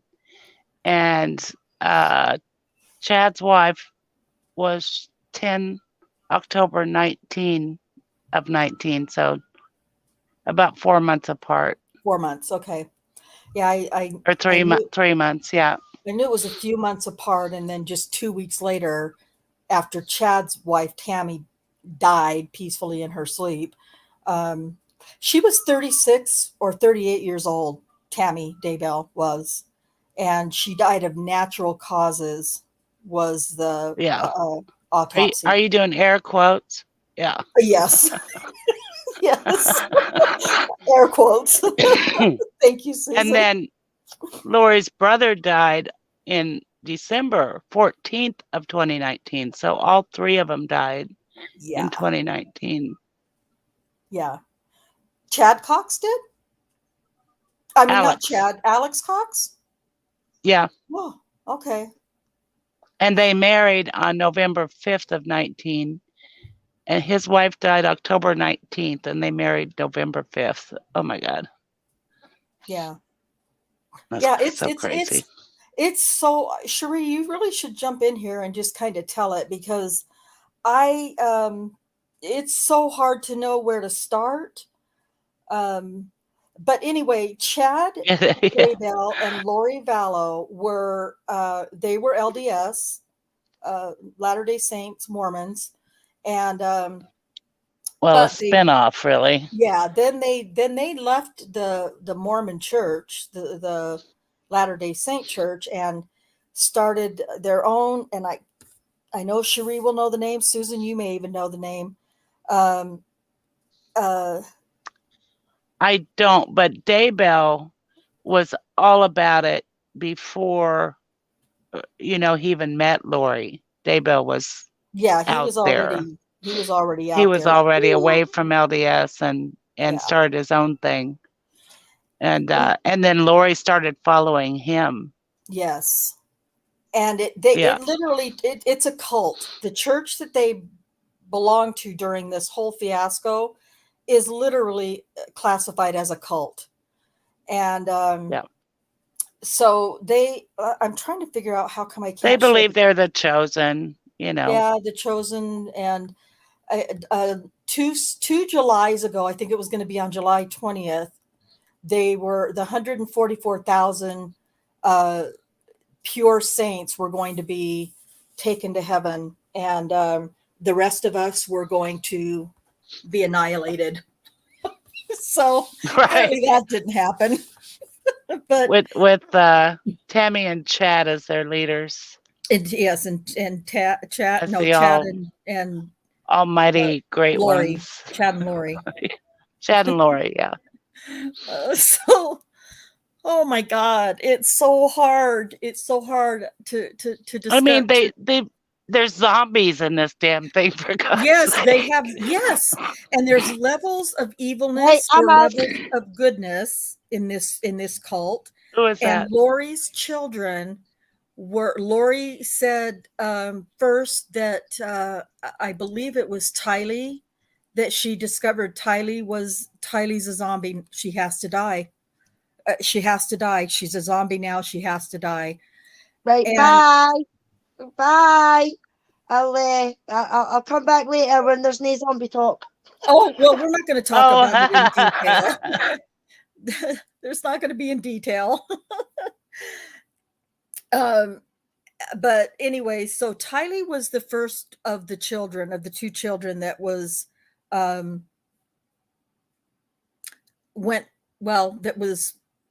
was killed, basically. I mean, there's no other way to say it. It's just, it is what it is. So she was the first one, and trying to see if I can figure out why it's not letting me share what I want to share. Oh, there we go. So here's a picture of Tylee and JJ when they were younger. Cute, cute kids. I think she was 14 or 15 in this picture. Can you guys see that? Am I gone? I can see it. Oh, okay. There we go. So that's the two little ones. Well, the two killed Lori's kids. I can't even say the names. Yes, so I'll skip to that. So yes, they were getting ready to exhume Tammy's body, Chad's dead, very young dead wife. And then it was the next day that Alex Cox, who was Lori Vallow's younger brother, died also of natural causes. He was 30. How old was he? Do you remember, Cherie? But he also died of natural causes, or in the autopsy, it said that it was, I can't remember what kind of weird thing that they said it was, but this is the yeah, but you can get that. There's a drug out there that you can inject into somebody, and it makes them look like it's natural causes, but it hasn't. They've been poisoned. Yeah. Succinylcholine. Oh, where's Neverly? Anyway, there's the rest in peace sign of the kids, the same picture that was just a rest in peace. And then this was another picture of the kids. And they were, I don't know what this is because it's not showing up. Oh, never mind. Now, wasn't Lori claiming that she sent her kids away with somebody, or maybe just JJ, and she wouldn't disclose who, just to protect them or something like that? Yeah, and I'm not sure if that was Melanie Gibb or not. I might be wrong if that was Melanie Gibb or not. Well, anyway, like I said, I didn't download these pictures like I wanted to, so I'm going to stop trying to share them. But you can Google them and find them yourself and look at all the different pictures. Yes, she said that she had. Well, that's what she said about JJ for sure. I'm not sure what she said about Tylee. T1 is just saying. Yeah, didn't the daughter also go along with the mom's lie to law enforcement about JJ's whereabouts? Not saying she knew anything, but tried to stay loyal to her mum in that moment. That's entirely possible, T1. I don't remember hearing about it that way, but that's possible. I know that Tylee did try to help support her mom when her dad was killed. Darkside yet says, yes, T1, it was sad to watch her covering for her mom. That's the saddest part. So yeah. I think there's a Netflix documentary Yes. about her, I think. Yes. So on Netflix, and I'll put the link for this in the description too. It's called Mommy Murderer, maybe. There's a couple of them. I'll need to go and watch it because I have seen it there, but I've just kind of skipped past it. Oh, it's really good. Right. I'm maybe Yeah. need to check that out. Yeah, I think it's Mommy Murderer is what it's called but there's also another one that Keith, the old guy that does some of the crime shows that I can't remember, Keith something or other, has an extensive podcast also about this case. So Lori Vallow, that's right, Cherie. Lori Vallow said that Tylee was at BYU, Idaho, for whatever. Oh, Sins of the Mother. Yes. Sins of the Mother is what it's called. Mommy Murderer. That's the one that's on Netflix.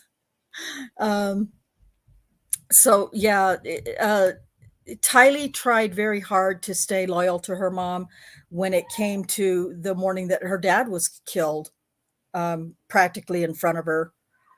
And you'll see in Sins of the Mother. Sins of the Mother gives you a great timeline of this entire case. And there's so much controversy out about that right now, which is one of the reasons why the judge ruled that there could not be any cameras in the courtroom. Sins of I'm gonna Our have Mother. to watch that. You I haven't seen watched it yet? that one. Oh, super good. Maybe sometime we can stream that because it's worth it. It's super worth it, I think. You watched that, did you, T1? Okay, T1 says he's watched it. So T1, if you've watched, or anybody, if you've watched Sins of Our Mother or Sins of the Mother, you're getting the best information and timeline of the case. Keith Morrison, yes, Cherie, that's his name. Why aren't you here on the panel? You and Darkside both, because I know you guys both know a lot about the case. So I know that it's just been a shit show of mumble jumble that we've been saying, but it's like with Daniel, it's so hard to try to tell one thing without unwrapping a bunch of other stuff to make it go with the one thing. It's really How did they end up at Chad's property, checking out his property? So Chad and Lori moved, or Chad and Tammy were living at that when she died. They had moved from Springville, Utah, where he, by the way, was a grave digger by trade in Springville, Utah, which is fine. Somebody's got to do it, right? But still, when you start considering who's doing different things, it makes it weirder. But anyway, they had moved to the place in Idaho. Oh God, that name has slipped my mind too. It's got to be an age thing. And they, so the children were dead and buried on his property.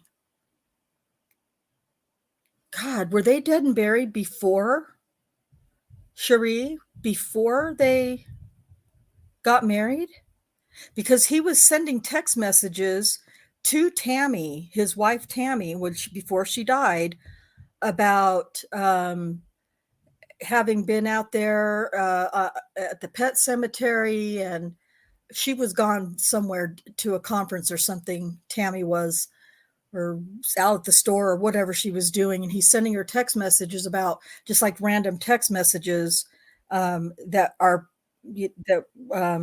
thank you so much for being here. please talk, Cherie, because I'm going to make it even worse than it is. Yes, they are. This is a death penalty case, T1. All right, Cherie, fill them all in.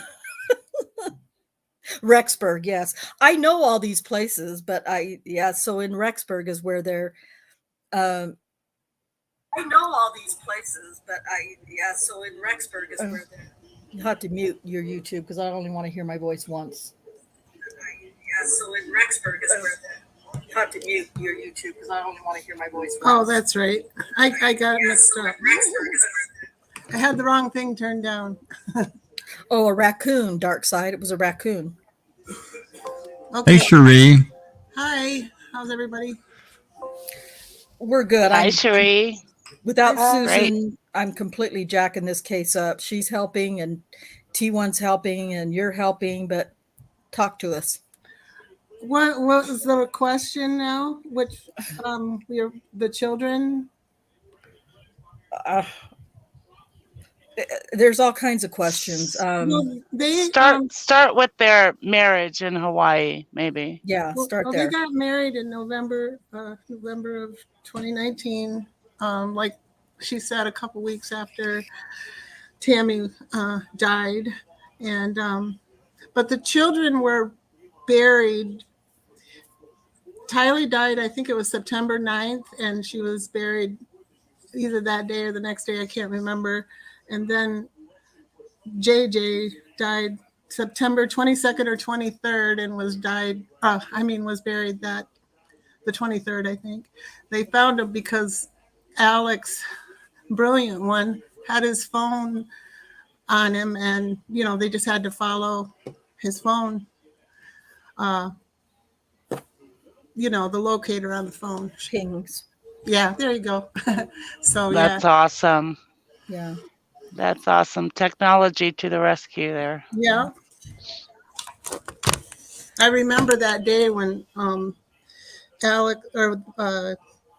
Nate Eaton was up in a helicopter when they were digging, and yeah, we didn't know at the time for sure that they were going to find him, but they did. Yeah, that was sad. That was so sad. I remember watching that live, and I'll see if I can. There's definitely one picture I want to show you. Well, two actually. Let's see if I can make it work. So the last time they were actually seen, wasn't it at the national park at Yellowstone or somewhere? That's the last time Tylee was seen. I think they were there on September 8th, and she died the 9th or later on the 8th. I think she was buried on the 9th. Wow. And then I think they have video of JJ outside playing in between after that. But then he died on the 22nd, on the night of the 22nd or the morning of the 23rd. Yeah. All right. I want to show you this because I think Manitowoc could have taken some lessons from the Rexburg, Idaho. Now, these are pixelated because I didn't bother to download them before I didn't do it right, but it's fine because I'm sure you can still get the idea. These are the pictures of that day with the helicopters flying over, some of them. This is where JJ, the little boy, was found, partially burned in this fire pit here. And you'll notice how they have carefully dug that out. They're carefully removing dirt and putting it over here on this tarp. And that's the picture on the left. I'm using my cursor here, realizing that you guys on YouTube watching this can't see what I'm doing. Not a bobcat in sight. Not a bobcat in sight. At least in these pictures, there is some heavy machinery in, eventually, but this is where they dug out the spot where Tylee was found, and they've got their tarps and their buckets and their proper, and they took photos in situ and everything. It's crazy. It's crazy. Who would have thunk? Crazy. But yeah, so those are just some of the pictures from the burial sites. Tylee was Cherie's going to have to say this part too. One of them was burned and the other one was not, right? I think JJ was burned and Tylee was not. No, the other way. Tylee other way was around. burned. Yeah. And JJ was not. He was all wrapped up in duct tape. It was horrible. It was I mean, I didn't just, see it, but it was just to think about it. It's horrible.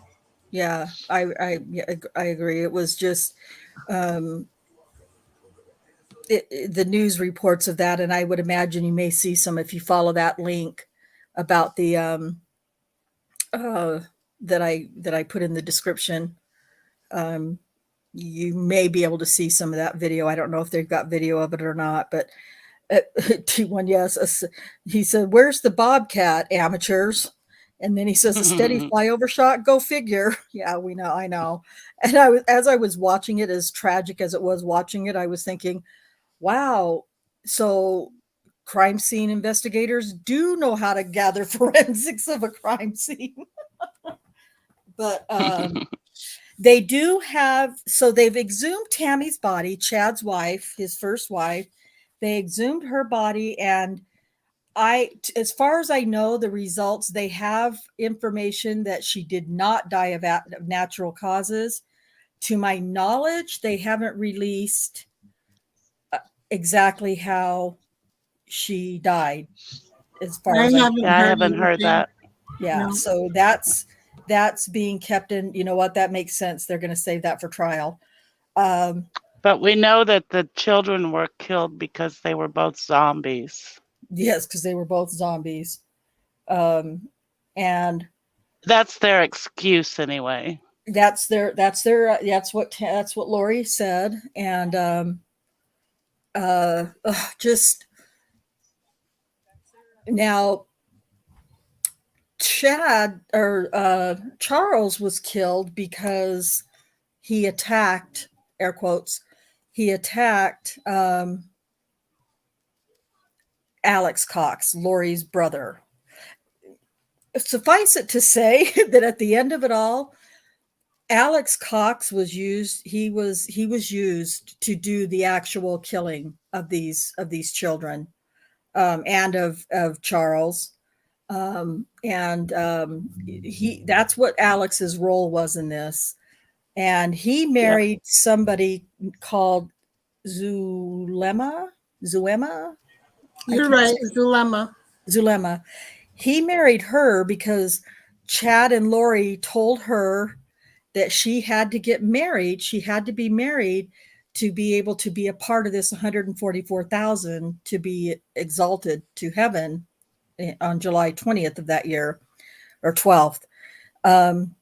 It might have been July 12th of 2020. It might be why I keep getting 20 in there. But anyway, so they had to get married for her to be able to receive that exaltation. And so Alex Cox marries Zulema, which is just the weirdest pairing, but whatever. The whole thing's weird. I really say to really get a much, much better idea of this case, I would say to definitely watch The Sins of Our Mother, or Sins of the Mother. And I know Lori was in prison July 12th, 2020, whatever their date was. Yeah, when it came and went. Was Alex or Chad also in prison at that, or jail at that time? Yes. Yeah. Because yeah, I would like to have seen their faces on those days, or the next day. Because I remember that there was some chatter, quite a bit of chatter going on about, they're probably sitting there smirking, and because at that time there were still cameras in the courtroom, and so you could, I don't know what was going on at the time, but something was being zoomed, and maybe before that day, or I think it was before that day. And so a lot of people in the chat, I think it was probably on Law and Crime, were saying, well, they're just smirking and smiling because they know that in X amount of days they're going to be exalted and sent and taken to heaven, and and then none of this is going to matter. Like, yeah, it's probably exactly what they were both thinking. Now, these trials, they're both being tried for conspiracy to commit murder. I don't think that they are being charged with murder yet. but that's still a possibility, if I'm not mistaken. You guys They can should correct. be. I know, but for whatever reason, I could be wrong, but it seems like so far they're charged with conspiracy to commit murder. Oh, well, part of the thing is that they pinged Alex's phone to Chad's property at the times that the children were missing, and there's testimony, and which has been public, that Alex left the house with the little boy covered up in his blanket, left the house, and then because he was misbehaving like a zombie, and came back with him all covered up and bundled up or whatever with the blanket. And I know I'm telling something, Cherie, but I'm not sure exactly how the story on that part went. At any rate, it was the day that Alex killed him. When they were doing the podcast, Lori and Chad. Lori and Chad and the other dude. Melanie and Melanie. Yeah. And whoever that guy, David Warwick, I guess his name David was. Warwick, yeah. So it just the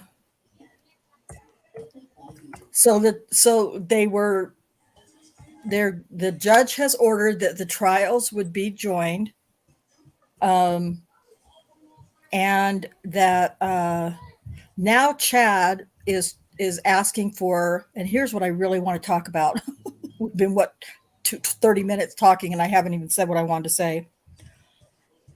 Chad wants the trial severed. He wants a separate trial from Lori, which makes me think that they must have something on Lori, or Lori is saying something to try to blame it all on Chad or whatever. And so he's like, this is just my opinion. He's like, no. I'm not, I want my own trial. Whatever she's going to try to, blame on me or whatever, I want a chance to defend myself in my own trial or something like that.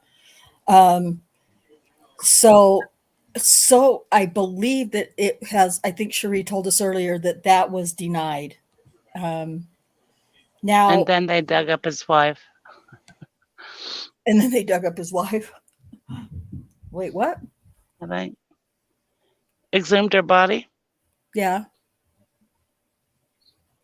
I mean, I don't know. That didn't really make sense. Sorry. I'm going to copy and paste something that Cherie. I'm just going to do this and do this and see if it works. Yeah. Okay. So those are the counts of that they have against them. First-degree murder. Yeah. So Lori has 2 counts of first-degree murder of her children, 1 count of conspiracy to commit murder in the death of Tammy, and 1 count of grand theft and 2 other conspiracy counts. Wow. And I would imagine that Chad's her Chad's are the same. So Lori has been, the trial has been delayed twice because Lori was institutionalized to make sure she was competent to stand trial. There was a lot of talk about that. What does this mean? And I've worked in a state hospital. She has been declared competent, hasn't she? Yes, both times. Okay. Now the trial is set. But I wouldn't be surprised if it gets delayed again because she does something wacky and her attorneys claim that she's not competent. We'll see. So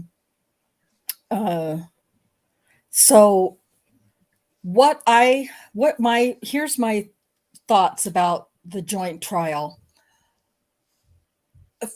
I realize, I understand, we've already talked about this, and I think we all know where we stand and what we believe. Innocent until proven guilty. but I feel very, very firmly that they're both guilty. Now, I'm just going to say that, but there's still a trial to be had. So constitutionally, I find it very difficult to try to see how it's going to play out joining these trials when one of them has asked to be severed, because now isn't that risking Chad's constitutional, I mean, isn't his constitutional right to a speedy trial? Because that's also, he wanted a speedy trial, was partly why he wanted it to be severed. So now his constitutional rights are being violated because he's asked for a speedy trial, but Lori's not asking for a speedy trial. She's just saying, you know, whenever I'm competent and you know, we get through whatever bullshit I can invent, I want to take my time getting ready for trial. So whose constitutional rights gets violated? Or is it a violation of a constitutional right? I say yes, it is. And I think it's Chad's constitutional rights that are being violated because he's not being allowed a speedy trial. So I'm just going to, maybe, but if you sever it or if you make the trial go as quickly as possible, then Lori's constitutional rights are being violated.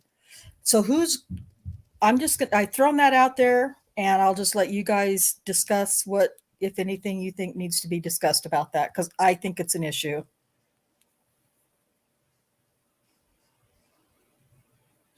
Don't everybody talk at once. No, I think you're right, Rhonda. Yeah, you know, I'm not a lawyer, so I don't know exactly. But it seems like if he wants a separate trial, he should be able to get one. I don't know.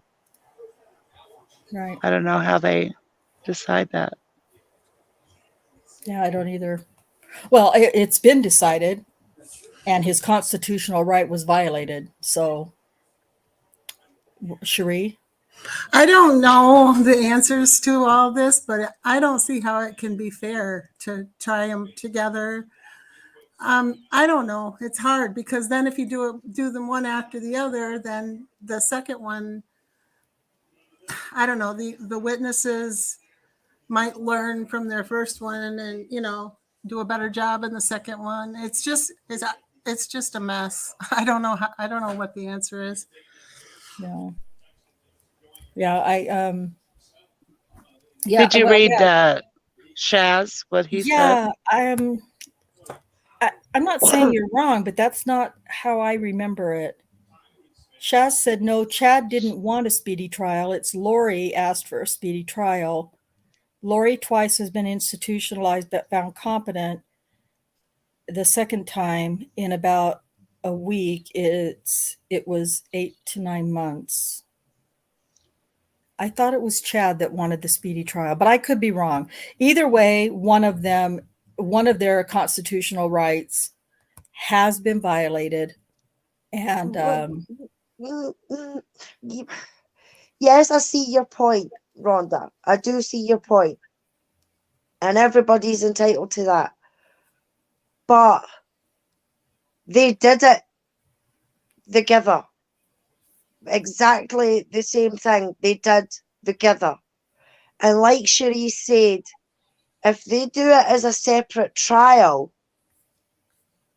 then and this is just how I'm looking on it, is if they do it in separate trials, whoever's trials first is going to fuck up the other trial in a sense, because a lot of the evidence is going to come out, because you can't mention one without mentioning the other, right? So say, for instance, her trials first, and they do all the witnesses and everything like that, then the witnesses already testified. So then where does that leave witnesses for the next trial as well?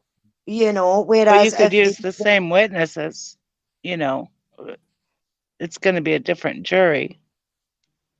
Right. But Well, You can use the even same witnesses. Look at Brendan's trial. they're still going. Well, they're going to have two separate juries, I guess, in this joint trial. Chad's having a jury for him, and then, or is that, you know, something that has to be considered, that they each get their own jury? Because how can you? I just it's really it's very busy, very very busy, and I just think it's going to be one of the more interesting trials of 2023. It's going to be fascinating. It's going to be intriguing. It's going to be macabre in many many ways because of the horrific crimes that are going to have to be you know, testified to. Watching Chad's preliminary trial, or Lori's, I can't remember which one. One of their preliminaries, I'm pretty sure it was Chad's, was hard enough, because listening to the FBI and forensic people who were at the burial site was heartbreaking. And Yeah, well, so Cherie's put Chad's in the chat.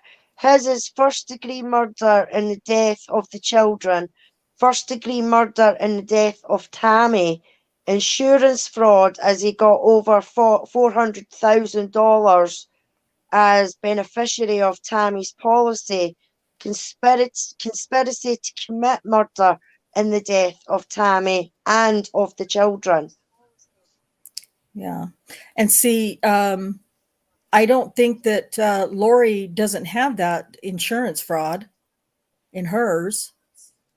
You know, so that You're right. She didn't. She thought she was going to get Charles's insurance, but Charles changed it over to his sister not too long before he was killed. I think he had a inkling of what could happen and did happen. Yeah, Charles. What is the grand theft charge for Lori? I think they were collecting Tylee's Social Security after she died. Yeah. Oh, Jesus. I think that's what it is. Wow. Well, and JJ's Good too, God. or disability, maybe. I don't know, but yeah, Could yeah. be. I mean, these people were pure evil. So it's just, and you know, the thing is that the court's whole idea behind ordering these trials to be joined is that, you know, it's like the Woodcocks, JJ's grandparents, and all the other family and witnesses that they're going to have to bring in. It's going to be the same witnesses and the same people, the same family, who are going to want to attend this trial. And if they have to do it two separate times, that's going to cost taxpayers in the county a ridiculous amount of money, which, you know, you might say, well, you know, they shouldn't be worrying about money at a time like this. Well, you kind of have to, because here's the other thing. It's not being tried. It's been, what's that called? It's been put into another district or another county. It's been moved to another county. The trial has. So it's not even the county where Chad and Lori are from. It's a whole other county. Ada County, I think, is where it's being, the trial is going to be. So, you know, if it's in Ada County, they, you know, people and friends might not have family or whatever that they can stay with, you know, for two trials, or, you know, just whatever the situation is. And so it's a lot of it has to do with cost, and just for why the trials are going to be held together. And they're going to be calling the same witnesses to both cases for the most part. And so, you know, that's one of the main reasons why the court wants these, JJ's disability. Yeah, that's what I thought. JJ's disability and Tylee's Social Security. Why would Tylee have? After Charles died. Duh. Charles was a wealthy man, by the way, or at least, comfortable. So yeah, Lori was counting on getting Charles's life insurance, and I think I'm sorry. No, go ahead.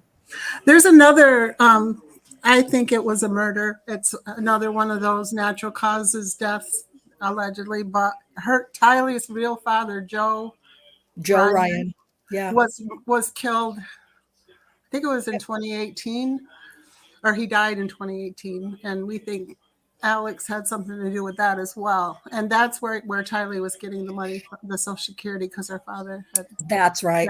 Yep. Because Charles Vallow was actually JJ's dad, not Tylee's.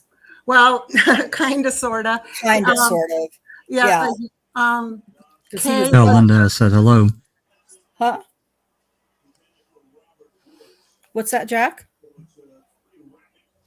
Somebody said. Sorry, my bad. Sorry, my bad. Yeah, my wife's got a friend over, and they're not in here. They're in another room. I just said to tell them I said hello. I apologize for not being muted. You're fine. I forgot. JJ is actually Kay Woodcock, who is Charles' sister. Her son had JJ, and they had some issues, so they couldn't take care of him. And Lori and Charles adopted him, JJ. So that's where he came from. Yeah. So JJ's not even her biological son. Right. It's her dead husband's nephew, technically. Yeah.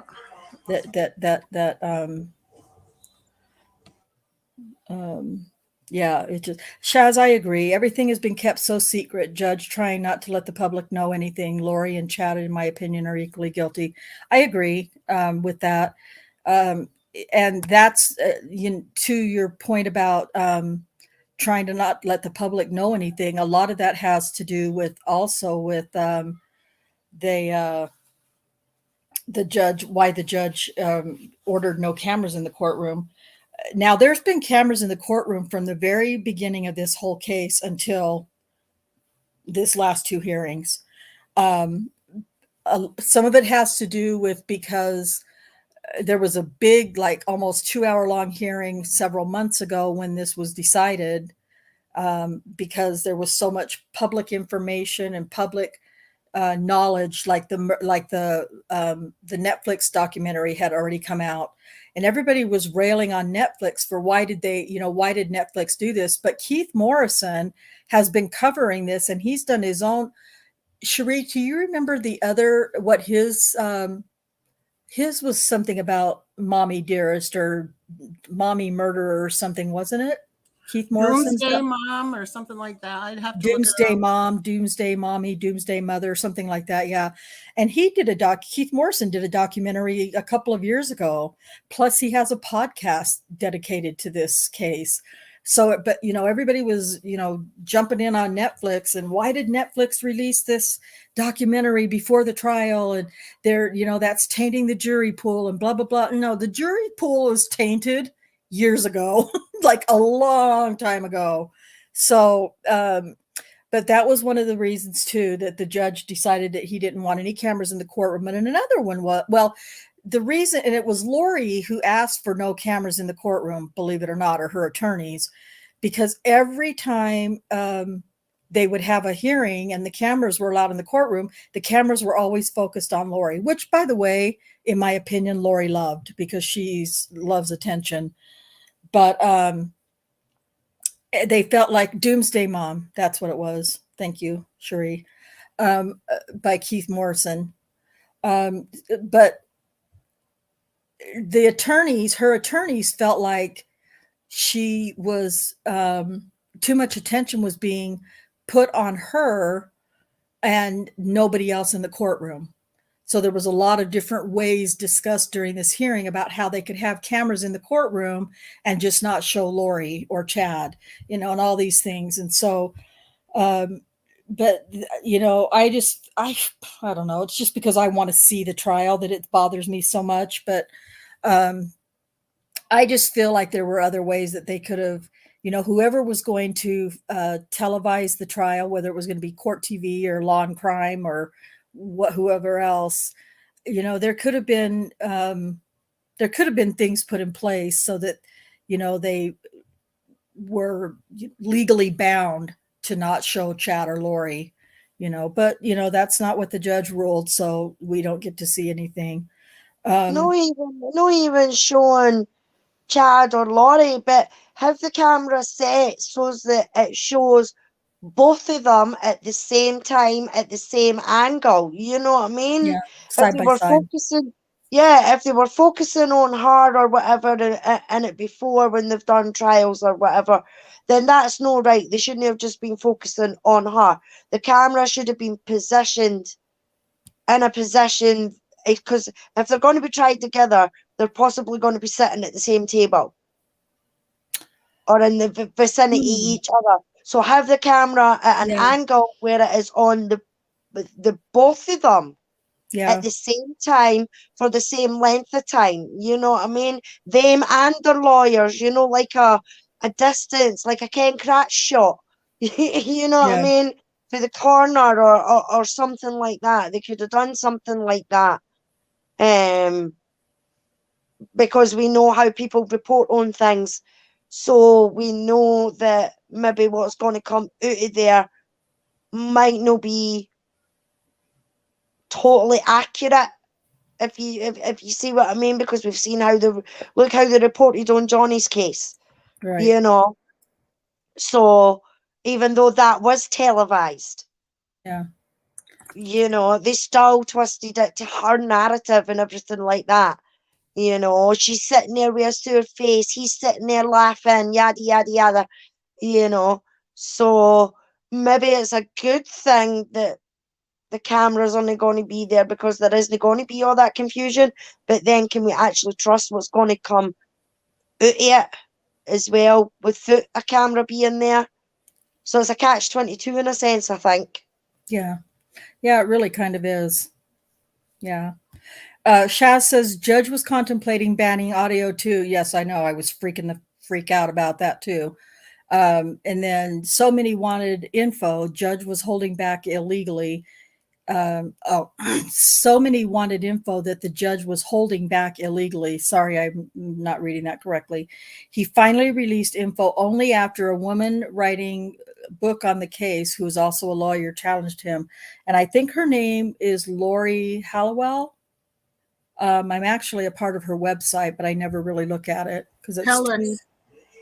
What is it? It's Hellas. Lori Hellas. Yeah. She's also got a ton of information. If you are interested in, I don't have my hands on her. I'll try to maybe look for that too and put it in the description. But yeah, she challenged him in court and said that she wanted, that that he was withholding information illegally, and that anyway, she won that, and so now they're now they're able to at least have audio. Case says, I want to see Lori Daybell and Casey Anthony in a street fight. Oh God, I don't even know if I could handle that. Let's see. This judge is taking a lot of crap too. Says this is his first murder trial, if I'm not mistaken.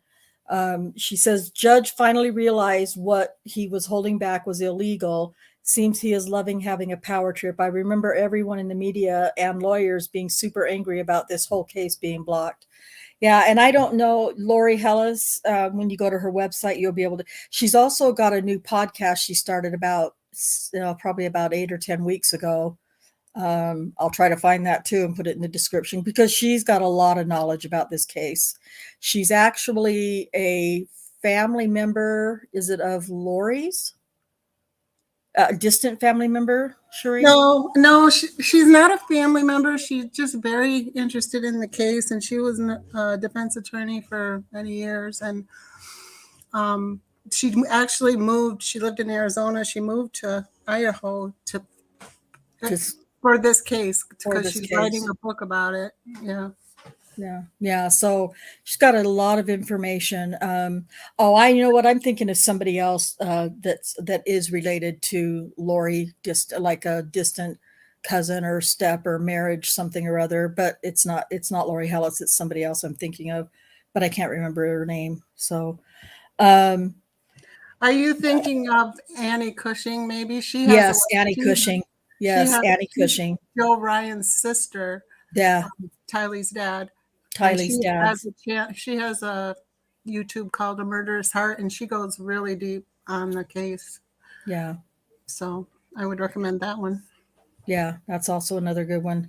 Cherie, will you help me remember some of these things later to put into the description?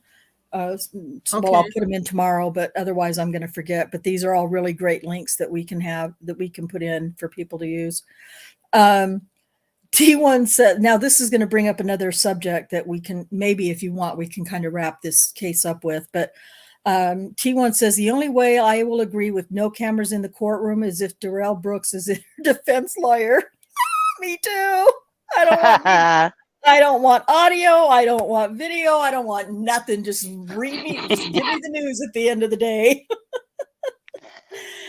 Hey, that lawyer that we was on that documentary what we watched last night, what was his name? And I love that guy. McGinnis. Yeah. And it was a take no bullshit, straight in your face lawyer. Love that guy. Man. Yeah, we'll wrap this one up if you want. I do want to ask a question about it, but this is the link that Cherie put in for the Lori Vallow story. This is the one by Lori Hellis. Where you can subscribe to the newsletter for Lori Hellis. Yeah, and every time something happens, she'll write up some about it from a lawyer's or point something. of view. Yeah, she's really good. She really is good. So yeah, I like that. I like the T1. Did you watch that trial? I'm just curious if you did or not, because it was crazy. You must have, or else why else would you have said that? Let's see. And then Children of the Darkness and Light is Lori Hellis's YouTube channel. And we'll find that. We'll get the link for that and put that in the description as well. So I just kind of want to ask one question to wrap up this case. Unless you have any other questions about the case that we didn't cover, Jack. You're probably more confused. Oh, no. Well, I mean, it's a really, really complicated case. And I just, because of, being so involved in the Avery and Dassey cases, and then the Cobra Netflix, and that in the Cobra v. Netflix, we can talk about that for a minute, but that's another one that's really complicated if you take it from the beginning to where we are. So, no, I'm good. Thank you. Okay. Oh my gosh, I love it when T1's here. He says, both courtrooms he was in. Facts, T1. That's funny because he was in both courtrooms, huh? So I'm going to ask a question to leave this topic with. We already know how T1 feels, but I want to ask the rest of the panel, cameras and audio or no cameras and or audio in the courtroom. What are your opinions? I think Kay left us, but I'll start with Jack. Both. Me too. Absolutely got to have both. Both. Okay. There's absolutely no reason, short of, some kind of national security could really be detrimental to our troops or what our allies. Right. Absolutely. Video and audio, all of it. Okay. Susan? Yeah, I say both as well. Both? Yep. Cherie? I want to see it all. Yeah, I agree.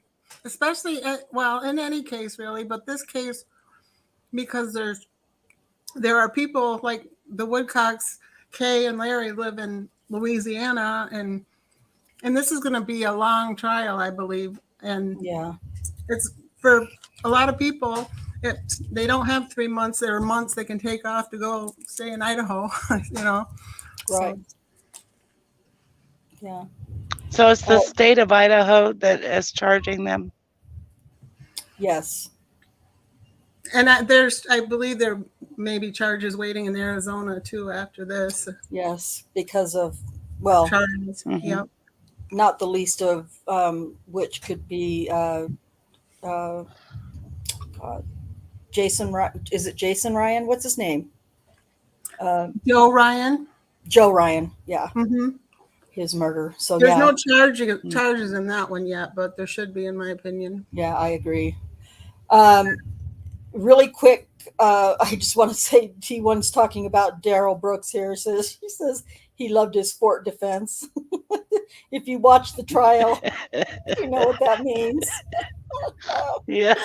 When they would put him in the other courtroom, well, one of the times that she put him in the other courtroom, they had to haul all of his shit with him, all of his books, all of his materials with him over there every time. And What did he have his own private courtroom or what? I didn't see that.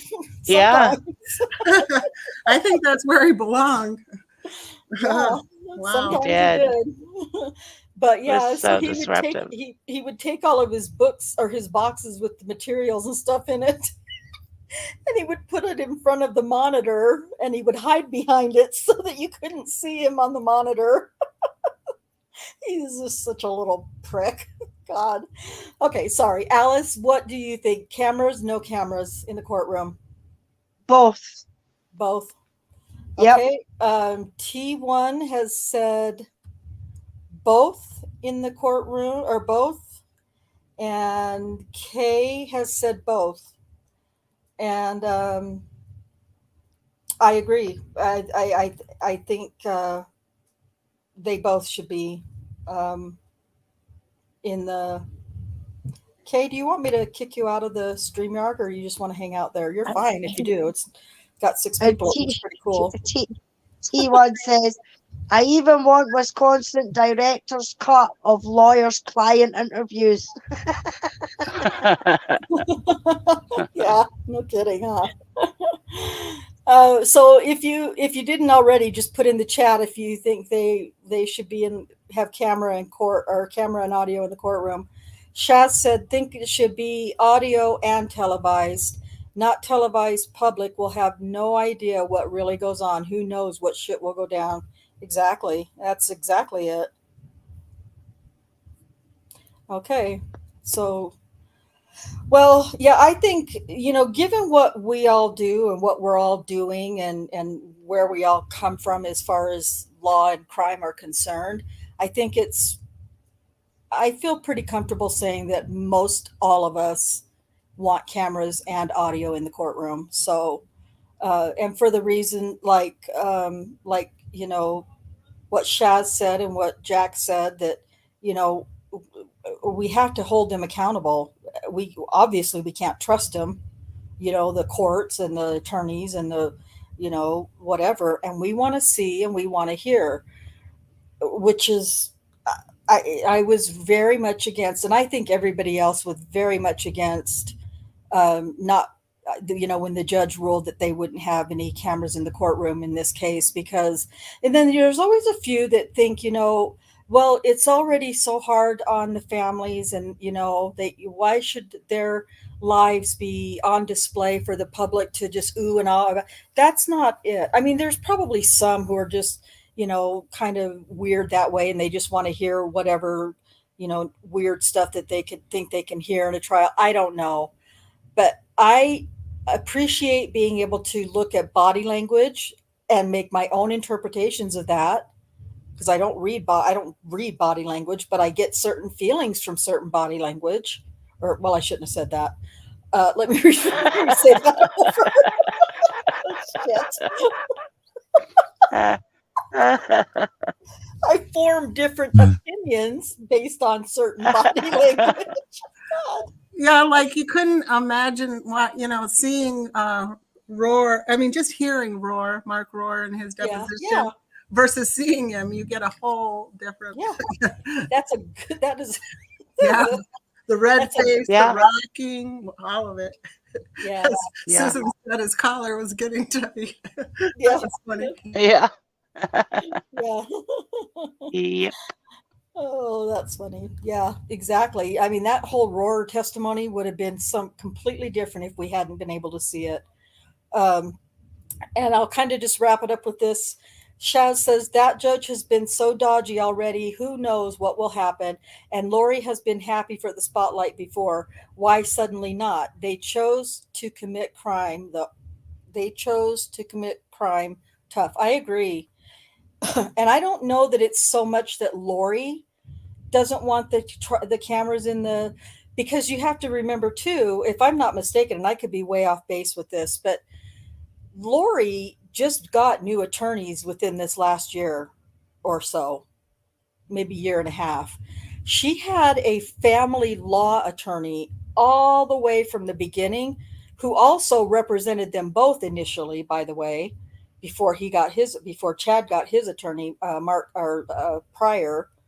But they had an attorney called Mark Means, who was a big, fat, giant, nerdy wiener. And he was a family law attorney. He was a little shady, and he was clueless. And I remember, when I would watch hearings and stuff, and I would be like, oh my God, there's no way that this guy can represent her in a murder trial. And everybody, we were all kind of saying that there's no way he's competent enough. And so at any rate, she got new attorneys. And you guys can correct me if I'm wrong, Shaz and Cherie and Susan, but I believe it's been sometime this year that she got these new attorneys.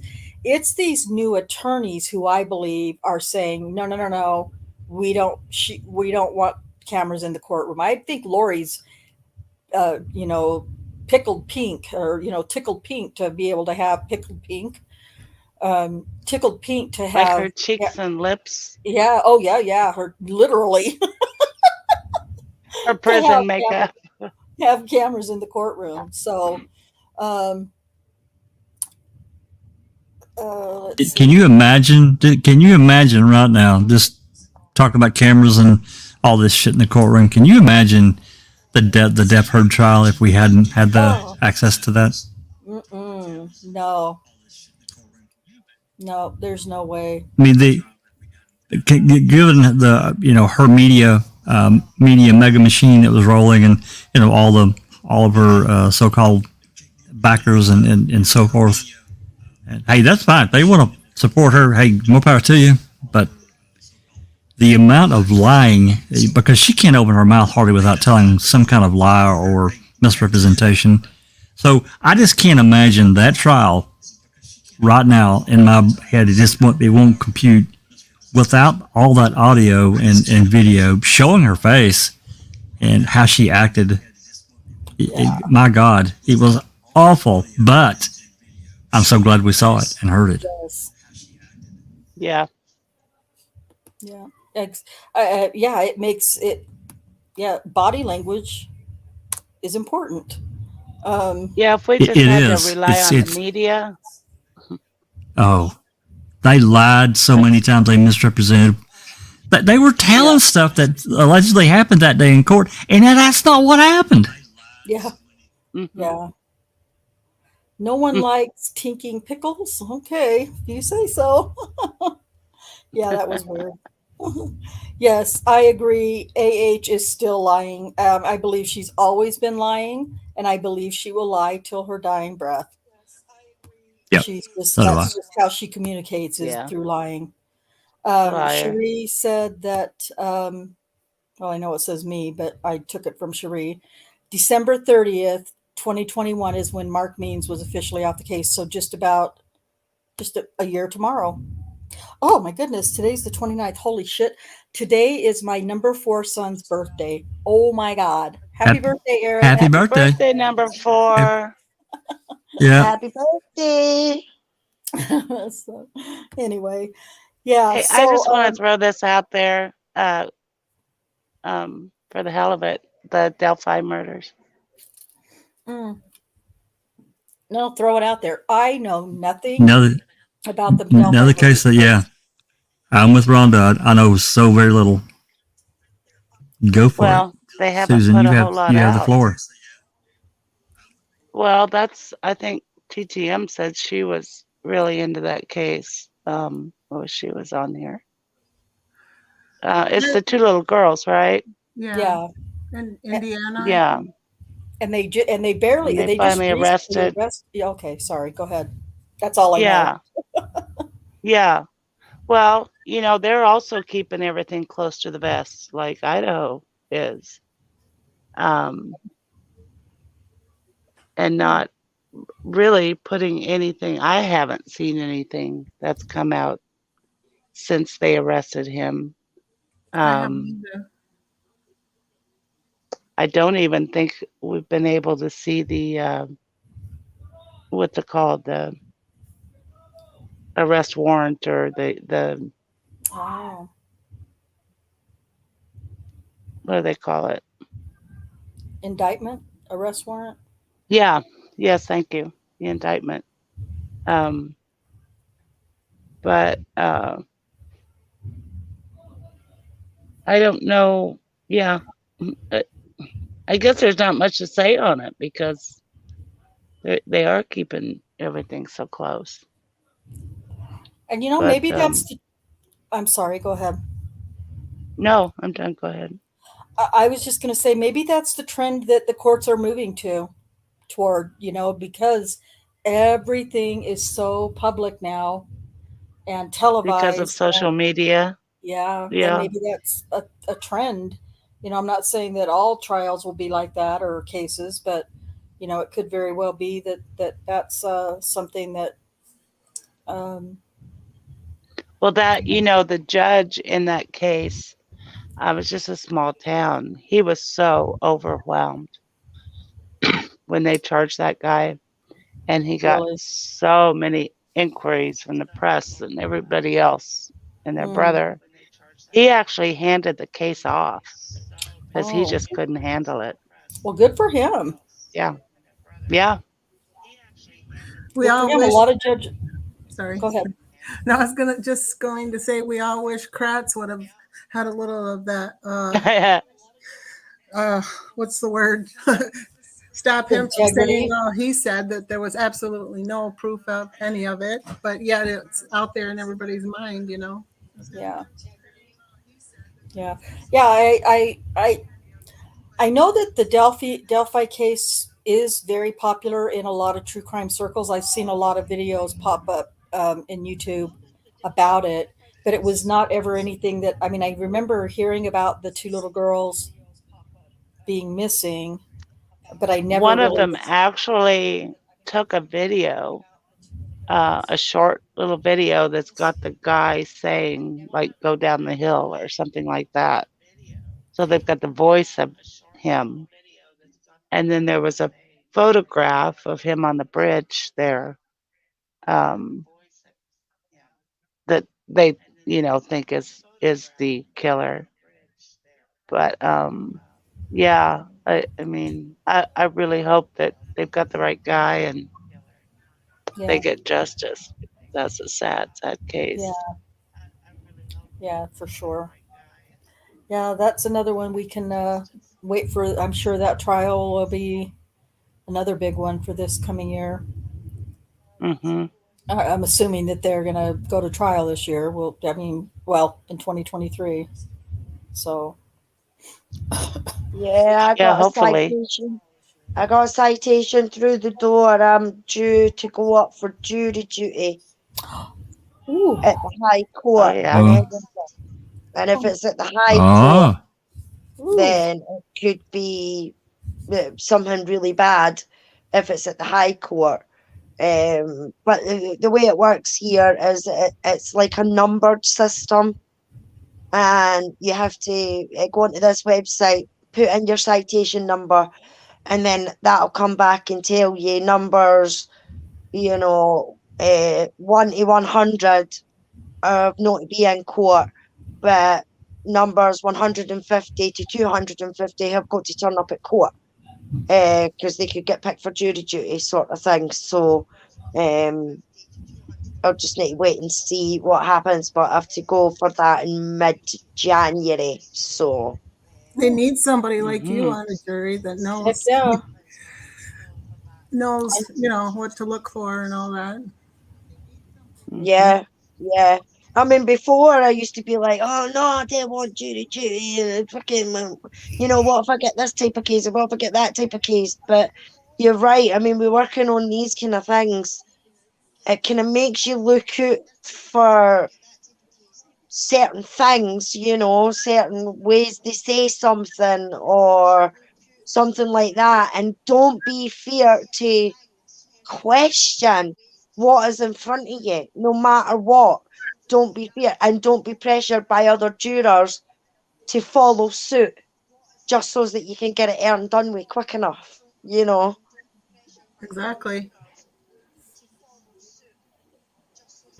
I would love, love, love, love, love a shot at jury duty. I've always, as soon as I turned 18, I was like, yes, now I can register to vote and I can be called to jury duty. My mom thought I was weird. Why would you want to go to jury? My mom she lived in Southern California, and they got called. She must have got called for jury duty. I think she said like 10 times in her life. And I was like, oh, well, that wouldn't Wow, happen. that's a lot. Yeah, That's a it is a lot. lot. But it's Southern California crime. So, but yeah, I got she hated it. I got a summons in the midst of right before we were getting ready to move. Did I tell you? Really? Did I tell you all about that? No, I don't think I told you all.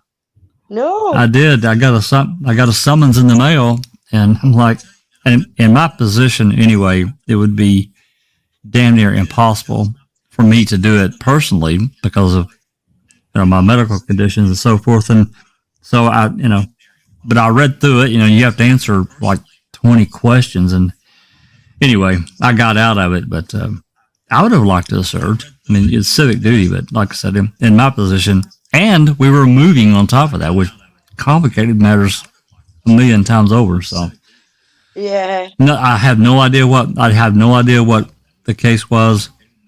Any of that, it didn't tell you that. You're given a juror number, and you have to reply to the website or mail it in, and so forth. So anyway, it's all done and over with. I got out of it. Oh, I would love to be able to do that, but yeah, I'm gonna. Hey, if we're done with the Delphi thing, and I know it's not going to be a popular person I'm going to bring up at all, but I've got a clip pulled up, and I wouldn't do it at all, but a documentary was released this year on Peacock about her, and it's Casey Anthony. Oh yeah. Yeah, I feel the daggers. I feel the eye roll. I get it. I refuse to watch the documentary at all, or at least I've seen clips here and there. But I've got a clip pulled up. And if there's interest, if you guys don't want to talk about it, we'll move on. My feelings will not be hurt. No, go ahead and talk about it. It's a thing. It happened. It happened this year. So yeah. Well, yeah, and she's changed her story again. And I'm going to pull up this link. I have not watched this particular one. Liar. Oh my God.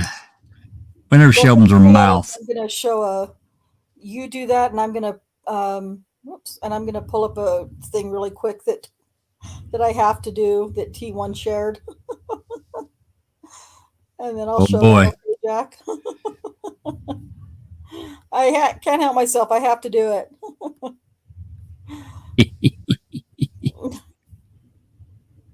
So this is like legit. Hold on, let's see if I can help make it a little bit better. This is legit what he was doing when he would get taken into the other courtroom. That's what he would take he would take all of his boxes and shit and make this little fort so that nobody could see him. T1 He's just shared that with around. me. Yeah, thanks, Yeah. T1. That's funny. Okay, let's see. Let's check this out. Yeah, this is a link from People Magazine.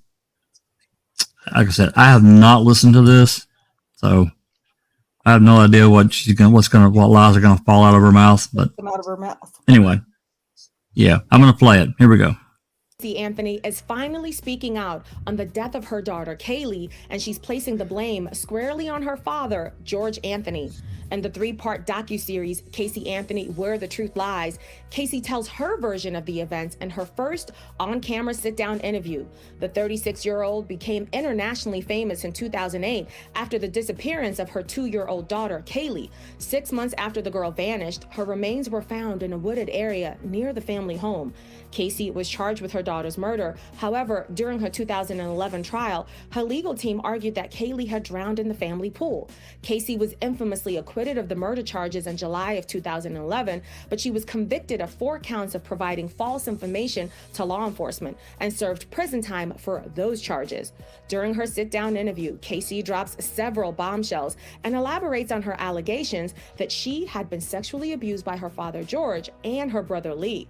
Both men have vehemently denied those claims in court and have never been charged. Casey alleges that her father staged Kaylee's drowning in order to cover up that he may have been abusing his granddaughter. She recounts the night her daughter went missing. She says that she wasn't feeling great, so she wanted to lie down in bed beside Kaylee. She claims that she was awoken by George, who was asking her, "Where's Kaylee?" Casey recalls being confused because she says Kaylee would never leave her room without telling her. She goes on to claim that after she looked for her daughter in the house, she saw her father holding Kaylee, who appeared to be all wet. She alleges that her father then handed her Kaylee and told her that it was her fault. She also claims that he didn't resuscitate Kaylee or rush to call 911. She then alleges that George took Kaylee and then told her in a softened tone that it was going to be okay. Casey recalls that afterwards, she went on to stay with her then boyfriend, but she didn't tell anyone what had happened. She claims she wasn't under the impression that her daughter was dead. The new documentary, Casey Anthony, Where the Truth Lies, begins streaming November 29th on Peacock. Oh, she's so ugly. Oh my God, the lies. And then she comes off that whole wet story, and it's just, it makes no sense whatsoever. Yeah. She's just a liar. I just can't stand her. No, she's. I just can't stand her. She's such. And I personally, this is just an opinion. She killed that kid. She killed her. Yeah. And got away with it. I think got she away gave her an overdose of something to make her nap. Yeah, I agree. More than likely. Very possible. Yeah. Rosie says T1's being silly in there about how he peekaboo defends. I think it's funny. It's crazy funny. It's so true.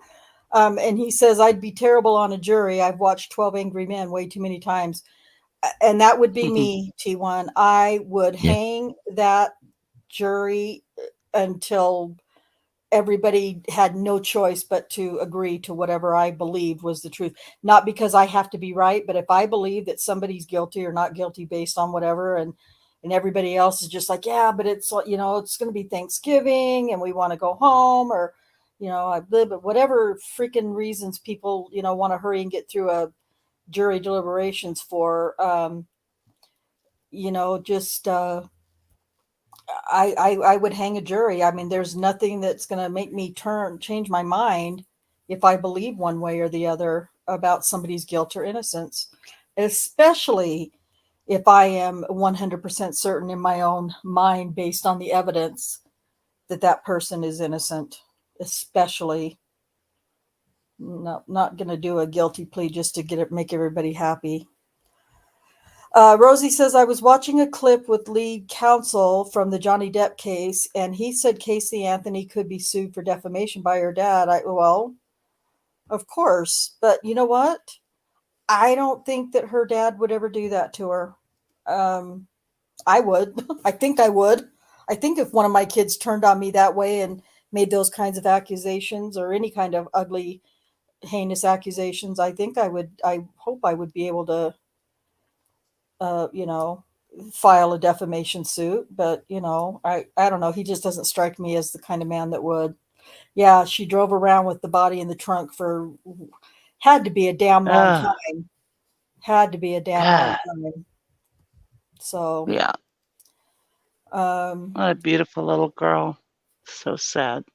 Shaz says, I say BS that daddy did it. Why was her car that stunk of decomposing body? She doesn't know lies from truth. 100% agree, Jack. She is guilty. If, except to protect herself. And that's all. That's the only time that she's interested in any kind of truth at all. And even then, she'll lie about it. This is interesting, and I would sure love to know more. Kay says, I watched every second of her trial and read all the documents that were kept out. Oh, okay. I'm curious about documents that were kept out. Me too. She says, I have no doubt Casey is guilty. Oh, okay. Okay. All right. I didn't get quite that far. Oh. That's okay. T1 says, was there completely agree, Kay. Huh? Yeah. Go ahead. I just said I completely agree with Kay. Oh, yeah. Yeah, me too. He says, was there a toxicology report done on Casey's daughter? I don't think there was enough of her left for toxicology, if I'm not mistaken. She had decomposed completely except for her skull, right? Yeah, I think there was severe decomposition. Yeah, I don't know. Kay might know that answer. I can't remember. Yeah. Let's see. Shaz says, thing is, her parents kept giving in to everything to Casey. He wouldn't sue his daughter. Yeah, it's there. I mean, you know, they were definitely very submissive to Casey Anthony for sure. I feel the same way, Kay. And I think they created a monster with her. They gave her everything. You know, everything, and you know, life gets difficult when you have a child, and your life changes. It's supposed to change. Yeah. Yeah. Yep. It's supposed to change. And enablers. That's the word I was trying to think. Yes, enablers. Yeah. That's what I was too. I was saying enablers. Yeah. I just wonder how much she got. I wonder how much Casey got money wise out of doing this documentary, and whoever did it, you know, giving her more screen and microphone time. Yeah, I'm with you. What you did, Susan, it's like, God, but I'd almost bet she got something out of it. Oh, sure. Financially. Mm-hmm. No, she cannot be tried again for that crime, T1, unfortunately. Nope, it's done. It's done. I mean, that was state charges, right? She could be charged federally with something, but I doubt they'll ever do it. Yeah, like if the body was dumped on, you know, federal land or some, you know, something, or another state, yeah. Yeah. Yeah, that was Florida, wasn't it? Yeah. Neverly said allegedly she had an affair with her lead attorney, and she's been working for her defense investigator and lives with him. That's what I heard too. Yeah, I heard the same thing, Neverly. Documentary. I will not waste my precious, valuable breath, time, or whatever you want to call it. No, I've got Peacock, but I refuse to watch that damn thing. I won't watch it. Nope, me either. And I, you know, normally, like, there was something else I wasn't going to watch because everybody was like, you know, you know, about, you know, don't watch this because it's just and I was like, no, I want to know this for myself. I want to see what, you know, and so I did. I watched it, even though I didn't really want to because, you know, people were telling me don't. But this one, I refuse to watch just because she makes me sick, makes me physically ill. So, oh gosh, I don't know. Rosie says maybe a civil case she would have to testify. Yeah, but well, I don't know who's going to bring a civil suit against her. But yeah, I think that could be a. Yeah, like I mean, I guess that could be another, you know, sue her civilly, like the Browns and the other, I can't remember the other guy, Goldman's did with O.J. Simpson, but that's The just baby daddy's punitive. family. Those are just punitive damages. True, but I don't know very much about them at all. Never really heard much about them, but yeah, sure. I think that would be, that makes sense. But I mean, if they ever had a relationship with her. Now, her parents could, I would imagine her parents could sue her civilly for the loss of the life of their grandchild that they'll never be able to have. So they could sue her civilly, I would imagine. But those are just all punitive damages, though, if I'm not mistaken, when you file a civil case. Is that correct, Cherie? Yeah, it is. But it would be better than nothing, in my opinion, to have her liable for something. Yeah, I agree. Yeah. Just like with OJ, it was it was better than, he'd already been found not guilty of killing them. So, that was bad enough, but yeah, that's I mean, I suppose that, but again, they will never, I cannot imagine in my wildest imagination that her parents would ever do that, because there's nothing to gain from it. She doesn't have any money, so nothing to sell for money. So yeah. Wow, great discussions and conversations. Any other trials that we still got a few watching? Well, maybe not a trial, and I don't know how interested anyone wants to hear about the Coburn v. Netflix and where we are, but that was big news this year for a lot of us. Well, yeah. I've really been it was. following it tight. I mean, you and Susan, Cherie. Coleman's gonna lose. I don't know if we want to discuss that or not, or if everybody's up to speed. If they are, then we'll just move on. Yeah, I mean, there's always something discussed when it comes to that shit show. I mean, we can pull the chat and see what they say. Yep. Yeah. If anybody wants to talk about it for a minute, we can. It don't have to be a major conversation, but I mean, for 4,000 emails. I do too, Susan. Let's drop down to the judge's house and make him some barbecue ribs and all the fixings. maybe bake him a cake and make him. Yep, some flowers. Absolutely. What's people saying? They want to talk about it in a minute or no? I've never done this before. Oh, I just put a poll in my chat. I've never done that before. I didn't know I could. I put a poll in the chat, so if all 15 people watching, we'll let that go for a couple of minutes and see if anyone. Let's see. What did T1 says AC's case has gone a lot further than initially expected from me. Oh, me too. Neverly says Scott Peterson. Now, nope,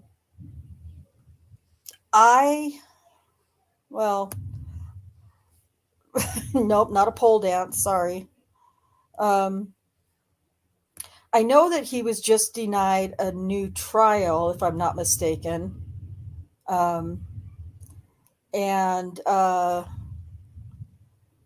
Yes, he was. Yeah, and it was based on, there was some apparently jury tampering or something. So, but it was apparently denied. I don't know about the jury tampering. I hear there's evidence of jury tampering, but I don't know. I personally believe that he killed his wife and his unborn child. So regardless, I did too. I don't. Neverly, you should come on.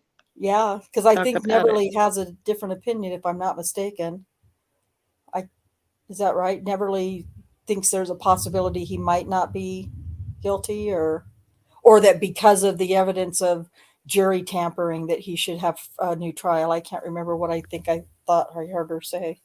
Oh, she said And there was the thing about that robbery that happened. But I think that was proven to be December 26th that happened. He tried to say there was a robbery. Yeah. Okay. Now I remember. That's what I'm sorry. I cut you off, Susan. You did? Oh, maybe I did. I not? I didn't realize it. Oh, okay. Okay. No. Yeah. T1 says, "Grr, who are these?" I think he meant to say fucking lawyers getting these monsters off on technicalities. That's shaking my head. Yeah.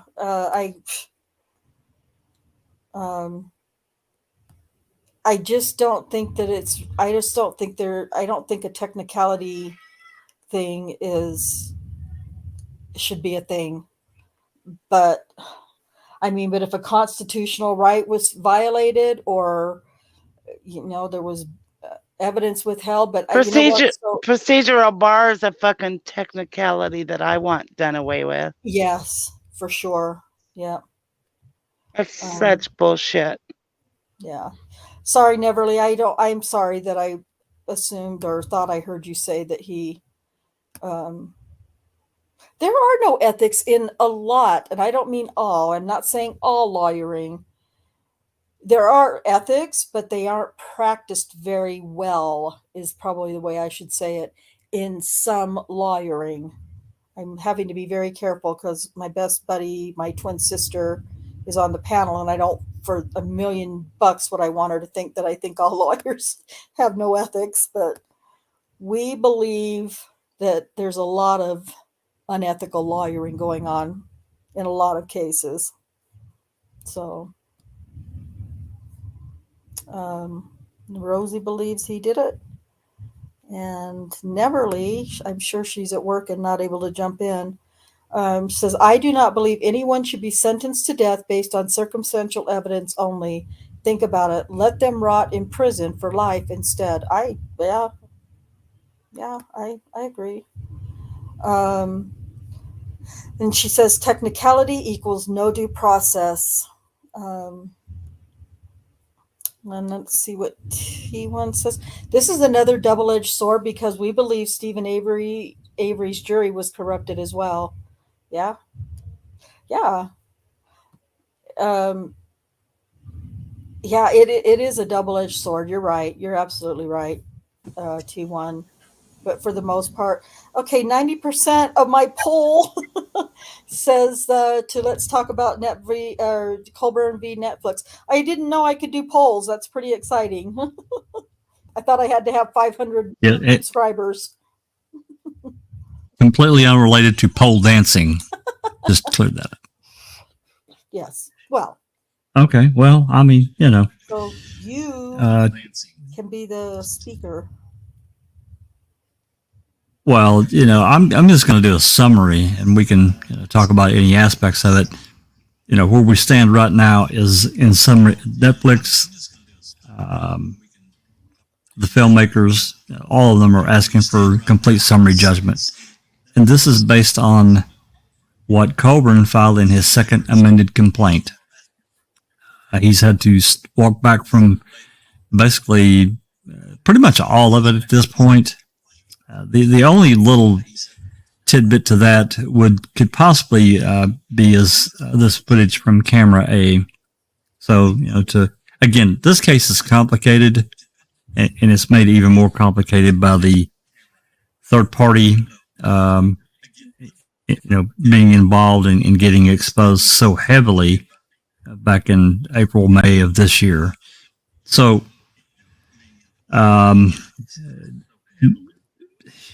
you got to ask yourself, I guess, number one, why is this lawsuit being filed?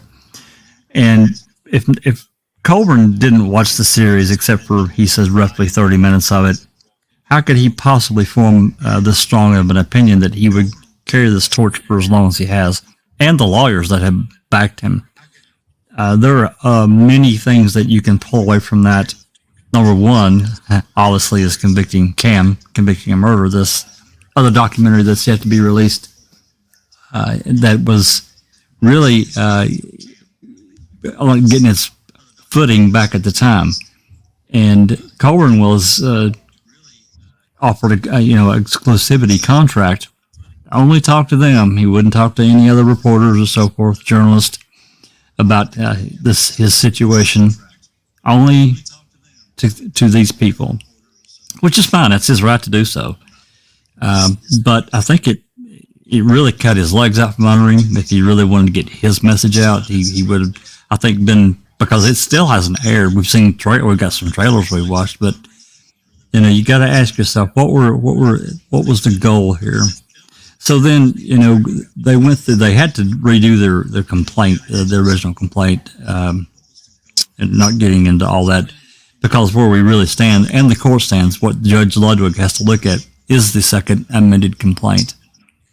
And as we've talked about, they were demanding, and I'm talking about Colburn's lawyers, they were demanding all the footage, all this stuff that they could get from Netflix and the filmmakers. And to their credit, and we just read it here recently, they have spent hundreds of hours and thousands of dollars, I'm sure, and handing over, I won't say everything, but everything that's relevant to the case. And part of this, what came up a few months ago, was the fact that they kept asking for all this footage.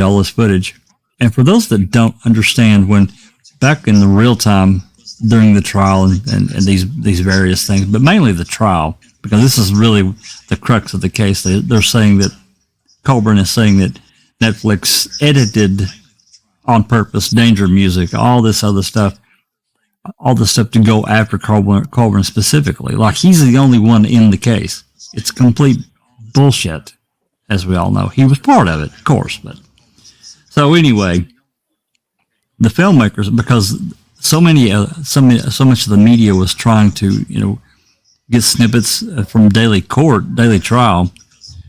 They have a media room set up in these various courtrooms, and the filmmakers, Laura and Maura, said, "Hey, we'll manage the cameras, the feed, the live feed." So they had camera A, which was basically pointed at the lawyers and the witness, maybe possibly even Judge Willis. I'm not sure, but definitely at least those two. That was the camera A's purpose. Then camera B was at the back of the courtroom, not shooting the jury, but pretty much everything else. And then camera C was a live edit camera, which would cut back and forth. Anyway, this camera A had some kind of adapter for whatever reason in this, however it was hooked up. And this adapter got removed or unplugged after the second day. So they found that they didn't know it for whatever reason until basically the trial was done. So the footage from camera A after day 2 is really screwed up. It's not broadcast worthy. So they didn't use it. So they actively, the filmmakers had, when they were doing their thing, trying to put this all together, they had to go to outside sources, and they actually had to pay a fee to whichever news organization this was that actually had snippets and bits and pieces of Colburn that they wanted to use. And this was over asking, certain questions and how he answered. This is the crux of the lawsuit. They're saying that they intentionally edited it to make him look bad. But the truth is, the edits they didn't change anything. They didn't really change his answers to any degree whatsoever. So even that, they've kind of had to back away from. He's claiming, Netflix ruined my marriage. Well, that's bullshit. You couldn't keep your zipper up. You let your Johnson out to play. That's your fault. That has nothing to do with the filmmakers. There are other things that we could go through. I won't. Mainly because I want to talk just a minute about this third party involvement. This Brenda person, and she got involved back in the fall of 2018 with Greasebach because, I she had done some editing on his books and so forth. So I don't know if how that conversation came about. We're not privy to that exactly. But he knew her and she knew him, and he knew that she was very knowledgeable about the case and, had access to a lot of information and documents. So this plan was formed, I guess, on what to put in the original complaint. And she helped. Anyway, in the process of going past 2018 into however long, there were text messages between the lawyer, Griesbach, her, and Colburn. And a lot of it was attorney-client stuff.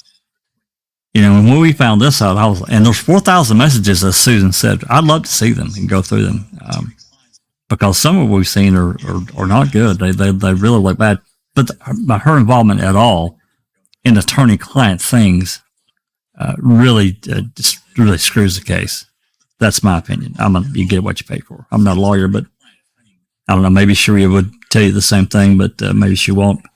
But to me, when that door gets opened, then you really kind of ruin the lawsuit.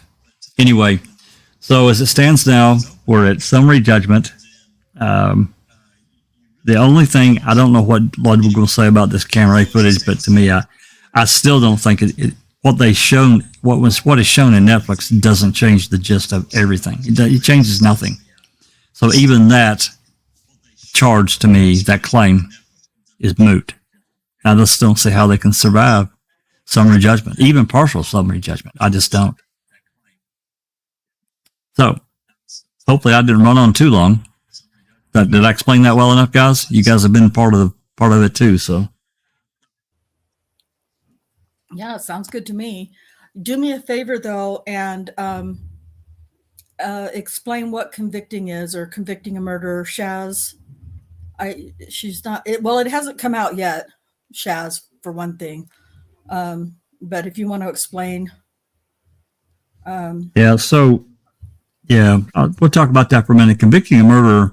It was actually called convicting. It was actually called convicting murder originally, but now I think it's been renamed to just convicting.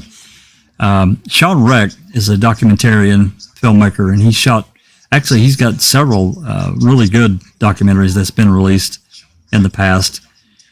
And I think Andy Hale is also involved. He's a lawyer had been very successful in Chicago of defending police officers in various cases. I think he's also part of that backing that's helped finance this convicting. But it's like that, an anti-ma'am. It allegedly is going to tell the full truth and be unbiased. Well, okay, we'll see. I know that Brenda is heavily involved, and she's a militant guilter. Hey, good for her. That's her right to be that way. But I don't know. To me, you're going to have a real problem being unbiased if you have, as one of the producers, and she's also appears on camera as somebody that is a strong part of, or a huge part of your what you're presenting. Finding that balance of saying, we're going to show the full story. Maybe they will. I don't know if it ever gets released. It's supposed to have been released 2 years ago at this point, but I think they're waiting on the end of this trial to see what is going to happen. Potentially could include various parts of it. I don't know, but so far it's not been released. Don't know how many parts it is, but it's going to be like a series, I think, similar to what Man is. So it's basically it's a reply to what Man produced. No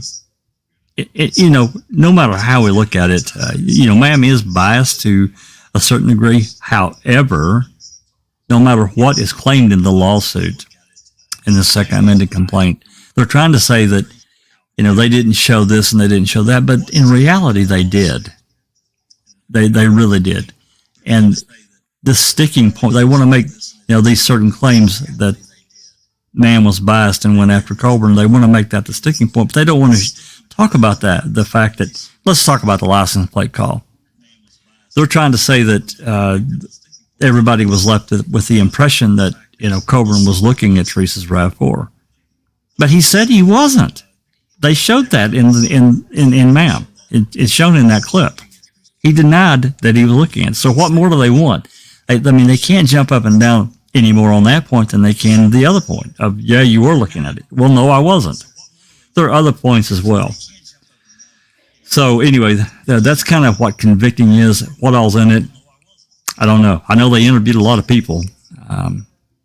So how they will edit that together and present it as a package, that's another thing that's really claimed in the lawsuit, and we really have beat that horse to death too. And that's talking about music. That's talking about your scenery, showing a graphic of who is who. Like they would show a graphic of who was in charge at the Manitowoc Sheriff's Department. Starting at the top with Peterson, and having people on down below.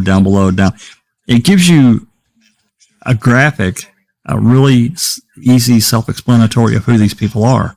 And without that, it would be confusing for anyone if you didn't see that and kind of understand who these people are and where they fall in the food chain, the food chain, right? So I'm not really sure how they're going to present that without having some kind of music in the back. You just don't want to drive, because without some kind of something to keep your interest, whether it's they're calling it danger music that they always played, or some kind of theme music. I never really got that, but the music is part of it. It's part of any presentation like that. It'd be great, if we could play music in the background doing our podcast at a quiet level, that something that's pleasing to the ears but not loud. It's quiet, but you kind of carry you through. We don't do that. There's a lot of reasons why. You have to find copyright-free, duty-free music, number one, and that's not always easy. And you certainly want to give credit to somebody that has produced or made some music, so that it adds another layer. So anyway, they threw that shit into this complaint. It's ridiculous, man. It's crazy. When you shoot a documentary, you want people to watch the next episode. You don't want to just kill and say, don't watch anymore.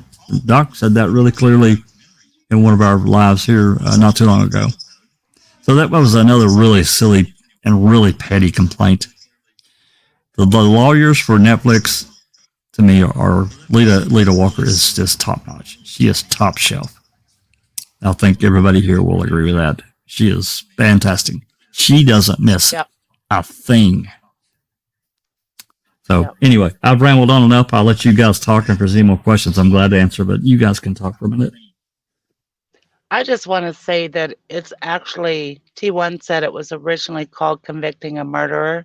Well, it is back to being Convicting a Murderer. That is the title now. They changed it to Convicting for a while, I think, with they had an agenda in mind doing that, but I don't think they ever actually changed the title. I'm sure, Kay, I'm sure that Cam will have music. I can't imagine they won't. Yeah. I was just going to say they better not have any damn music, or I'm going to be pissed. They're going to play light and lively music when they show Stephen Avery and all his dastardly deeds.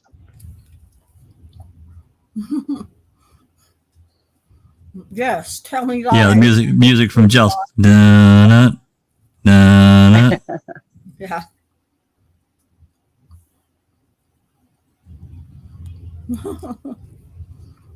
Hmm. 73% of our audience is looking forward to watching Convicting a Murderer.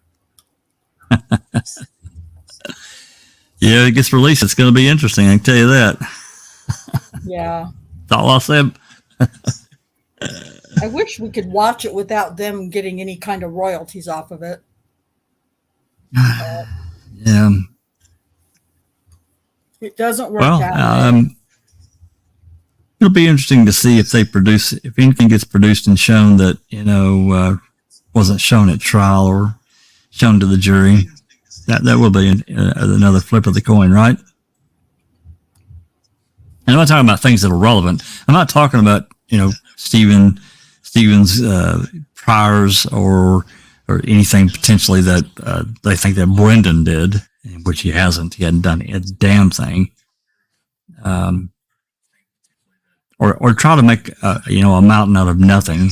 I suspect that could potentially happen. You remember the jailhouse snitch that went crazy over, and this guy, all he could talk about was Teresa's vagina. That's all he could talk about. It was ridiculous. Yeah, for sure. So anyway, I'm anxiously awaiting. I'm sure it's going to take.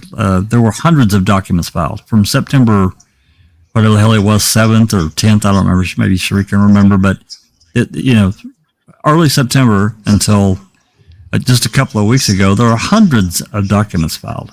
Hundreds. Plus, that the camera A footage got turned over, so Ludwig is having to go through all of that. We kind of went through and we screened what we actually read out, because some of it was really we didn't need to read it. We've already read it many times before, but he kind of has to go through that to make his decision on ultimately. Again, personally, I don't see how they can survive, given what Lita and Vic have presented. I just don't see how they can survive.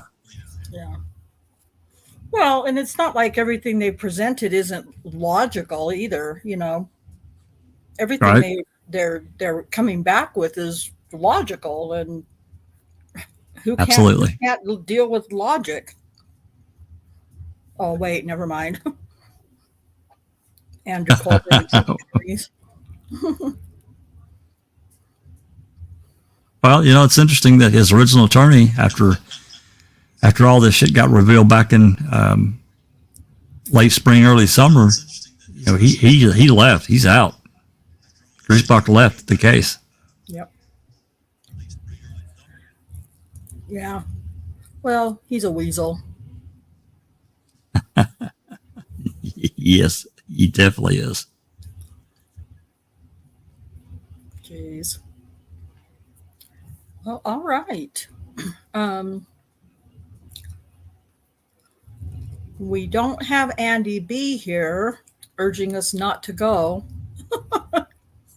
So, I mean, Who's that rascal? That's not fair. I have 19 people still watching, so I hate to leave. Well, there's another case that people want to talk about. We can kick that down, kick that can. Yeah, I mean, if anybody in chat has something that they want to bring up or talk about as far as cases this year, not put that in the chat. Sheree.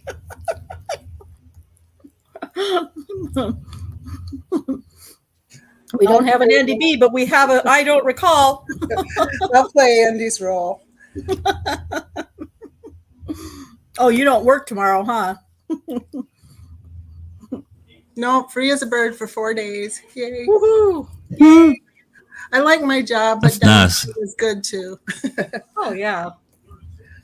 I love my job, but I love having days off too. So, can you even get out of your house, Sheree? Oh yeah, last weekend that was another story, but it's actually supposed to go up to 50 tomorrow. It was in the 40s today, so it's starting to melt. Oh God, the big melt! As much snow as you all got. It was 70 here today.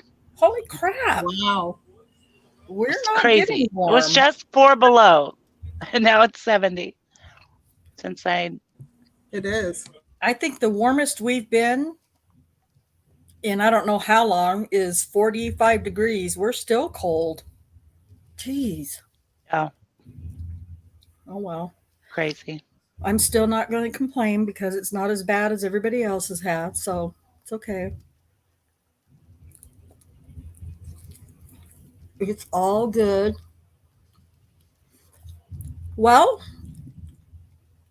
Susan or Alice or Cherie, anything that you guys, any cases that you guys want to talk about? And if not, I'm drawing a blank. Yep, all good. I think we managed to cover quite a bit tonight as well. I mean, I know I missed the first part, but the chat's been great. We have. Are there any New Year's Eve or Day community plans? Anyone going live? Not that I'm aware of. Saturday night, right? It's New Year's Eve. New Year's Eve, yeah.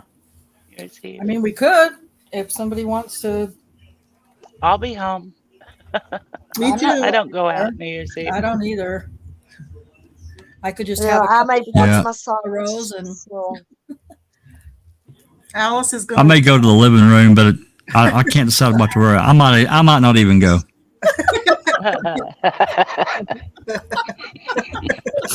Oh man. Sorry. Oh man, that was good. Uh, Not that I know of, T1. I mean, if somebody goes live, I'm sure you'll get a notification. How's that?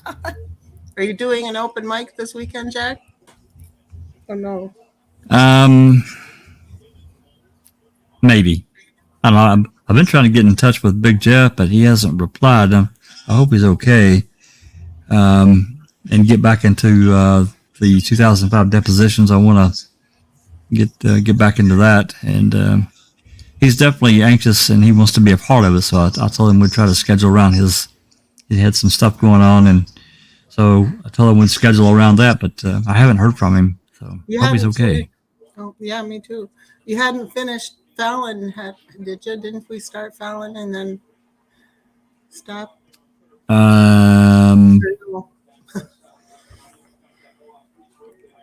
I think we intentionally did it out of order because he was brought up, and I can't remember if we finished Vallow or not. I have to look at my notes, but yeah, we're somewhere around in that vicinity.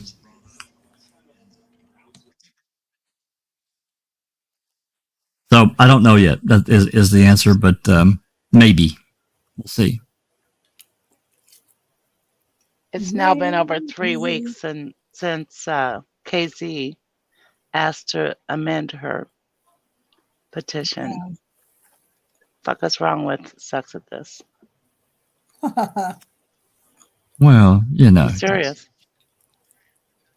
Yeah, I don't disagree, but you know they like to drink a lot of beer up there, and it's the holidays. According to Tracy, it's a given that she has to allow her to do that. Yeah, probably, but when she needs to make that decision is a different story. I think she's going to drag it out until at least January, February if she can. I think she saw that request and said, put that off till next year. Yeah. She's very slow, except when KZ wants the RAB, then she's quick. Yeah. She was very quick to reply to the state when they asked if they could reply to her petition. Yeah. Oh, yeah. Yeah, that took her 6 days. Not biased at all. This is so frustrating. God, I hate this system. Yeah, it's very frustrating. Yeah, maybe. If she was on sabbatical, though, we could probably have a new judge, but that'd be nice. Yeah, it would be fabulous. Maybe she has COVID really bad. I shouldn't say that. You went there. Almost can't believe you went there. Almost. Oh shit. Yeah, I can't believe I went there out loud, but not that we're all not thinking. Right. That's okay. There's not very many people listening. You're fine. Nobody's going to really hear it. Oh man. That one little clip will go viral tomorrow. I hope so. Yeah. And I'll be thanking you until my last breath. I'll be thanking you till I can't do YouTubes anymore. Right. Sorry for the cough. It's fine. Oh man. All right, kids. Well, I'm going to go ahead and call it then. It's not like we haven't been on here for 3 hours or something, however much time it's been. But this has been great. It's been a lot of fun, a lot of great discussion. I know that I probably confused with the Daybell Vallow case because it's just impossible to start at the beginning and do the timeline. But I definitely You almost need a spread. You almost need a spreadsheet for that damn case. Yeah, exactly. Well, like I said, excuse me, like I said, Sins of the Mother or Sins of Our Mother, whichever it is, on Netflix is I'm really impressed at how well they did with the timeline of the case. So if you want to get an idea of the case, a great timeline, there's lots of video, like real video, like police body cam footage and stuff like that, different things. There's plenty of that in there, which is really nice. And just a lot of different viewpoints. But definitely the timeline is what explains so well. So I really, if you haven't seen it yet, I strongly suggest that you watch it if you're interested in the case. Yeah, I will watch that. Yeah. Yeah, for sure. Yeah, it has been a really great discussion, T1. I appreciate you for being here. I appreciate everybody for being here and for all the great comments and questions in the chat. It's been great. And all the cases that we've talked about, and some of them are just getting ready to go to trial early this coming year. So we'll have to, keep up with some of those and see what happens. And I can tell you for sure that the Daybell Vallow case is one that I'll be listening to.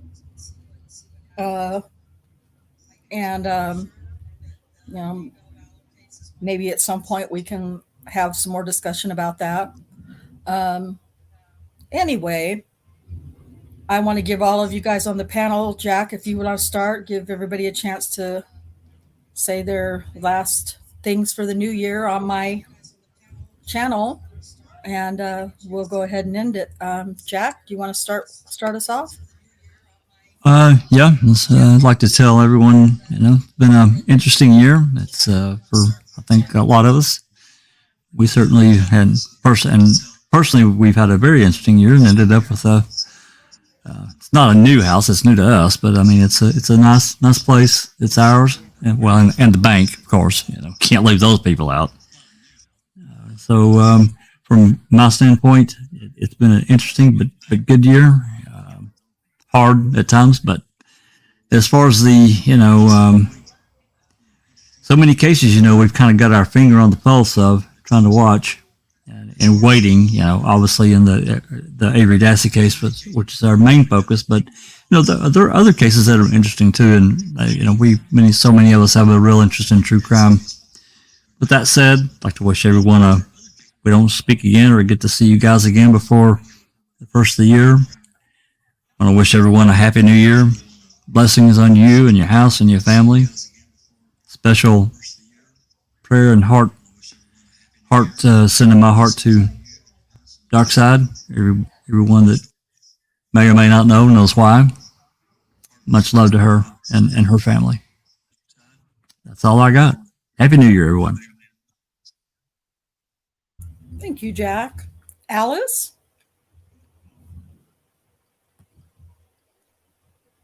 Yeah, just great discussion as always, Rhonda. It's been great having you back.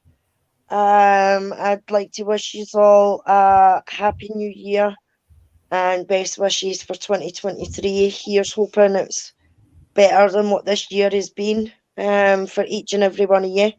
We couldn't do all this without you. Your support means everything to us all. And I wish you all the very, very best for the new year coming. Thank you. Thank you, Alice. Susan, sister. Yeah, I'll just say Happy New Year to everyone. I hope, like Alice said, that it's better than this last year. And if you're going out for New Year's Eve, please stay safe. Be safe. Have a designated driver if you're going to go out and drink, that sort of thing. And enjoy yourself. And Happy New Year. Thank you, Susan. And Sister Cherie. I don't recall. Well, I agree with what everybody else said. I had a great, enjoyed the discussion, and it was really interesting. And I hope everybody has a happy New Year. Well, thank you.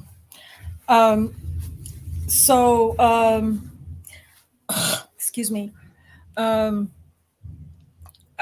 want to say really quick hello to JD. He snuck in here a little while ago, and we were pretty wrapped up in a conversation, and I didn't get a chance to say hello. But yes, we hope that it's a freedom year for Stephen and Brendan. Very much so. That would make all of us. I think that would just like make the rest of our Christmases and birthdays and New Year's all together when that time comes. I want to say to everybody first on my panel and everybody who's ever been on my panel, I just want to say thank you so much for always being here and being willing, ready, and able to help out and to get me out of my brain fog moments. Gosh, I almost had a brain fog moment just then, and helping me to kind of get back on track when I get off track. And I really appreciate all of you for helping, for being a part of my channel and helping me to grow my channel. And I'm so grateful for the opportunity to be able to do this. As you all know, along with the other cases that we've discussed, Daniel's case is my whole purpose for doing this. And so, and it always will be. Even after he comes home, I'll still probably do podcasts regarding him in one way, shape, or form. My most exciting dream and hope is that when he does come home, that he will be a guest on the panel for a Q&A or something. That would be amazing to have him when the time comes and when he's home after he's settled back in to have him be a part of the channel. But again, I thank you guys all so much. Everybody in chat, for those of you who come every time, for those of you who come sometimes and not other times, and for those of you who never come and today this is your first time or whatever. I don't think that's any of you, but every single time I have people in the chat that are viewing live, I really, really, really appreciate it. And those who are going back and listening later, listening on the replay crew, I guess is what a lot of content creators call it. I really appreciate all of your support and your love and your encouragement for me in this last several years, actually. It means the world to me. And I couldn't do it without any of you. I couldn't do it without everyone that's on the panel now or who's been on the panel in the past. I couldn't have done this without all of you. And just want to wish all of you, every single one of you deserve the best new year, the best that life can bring you this new year that's coming. And you all deserve it.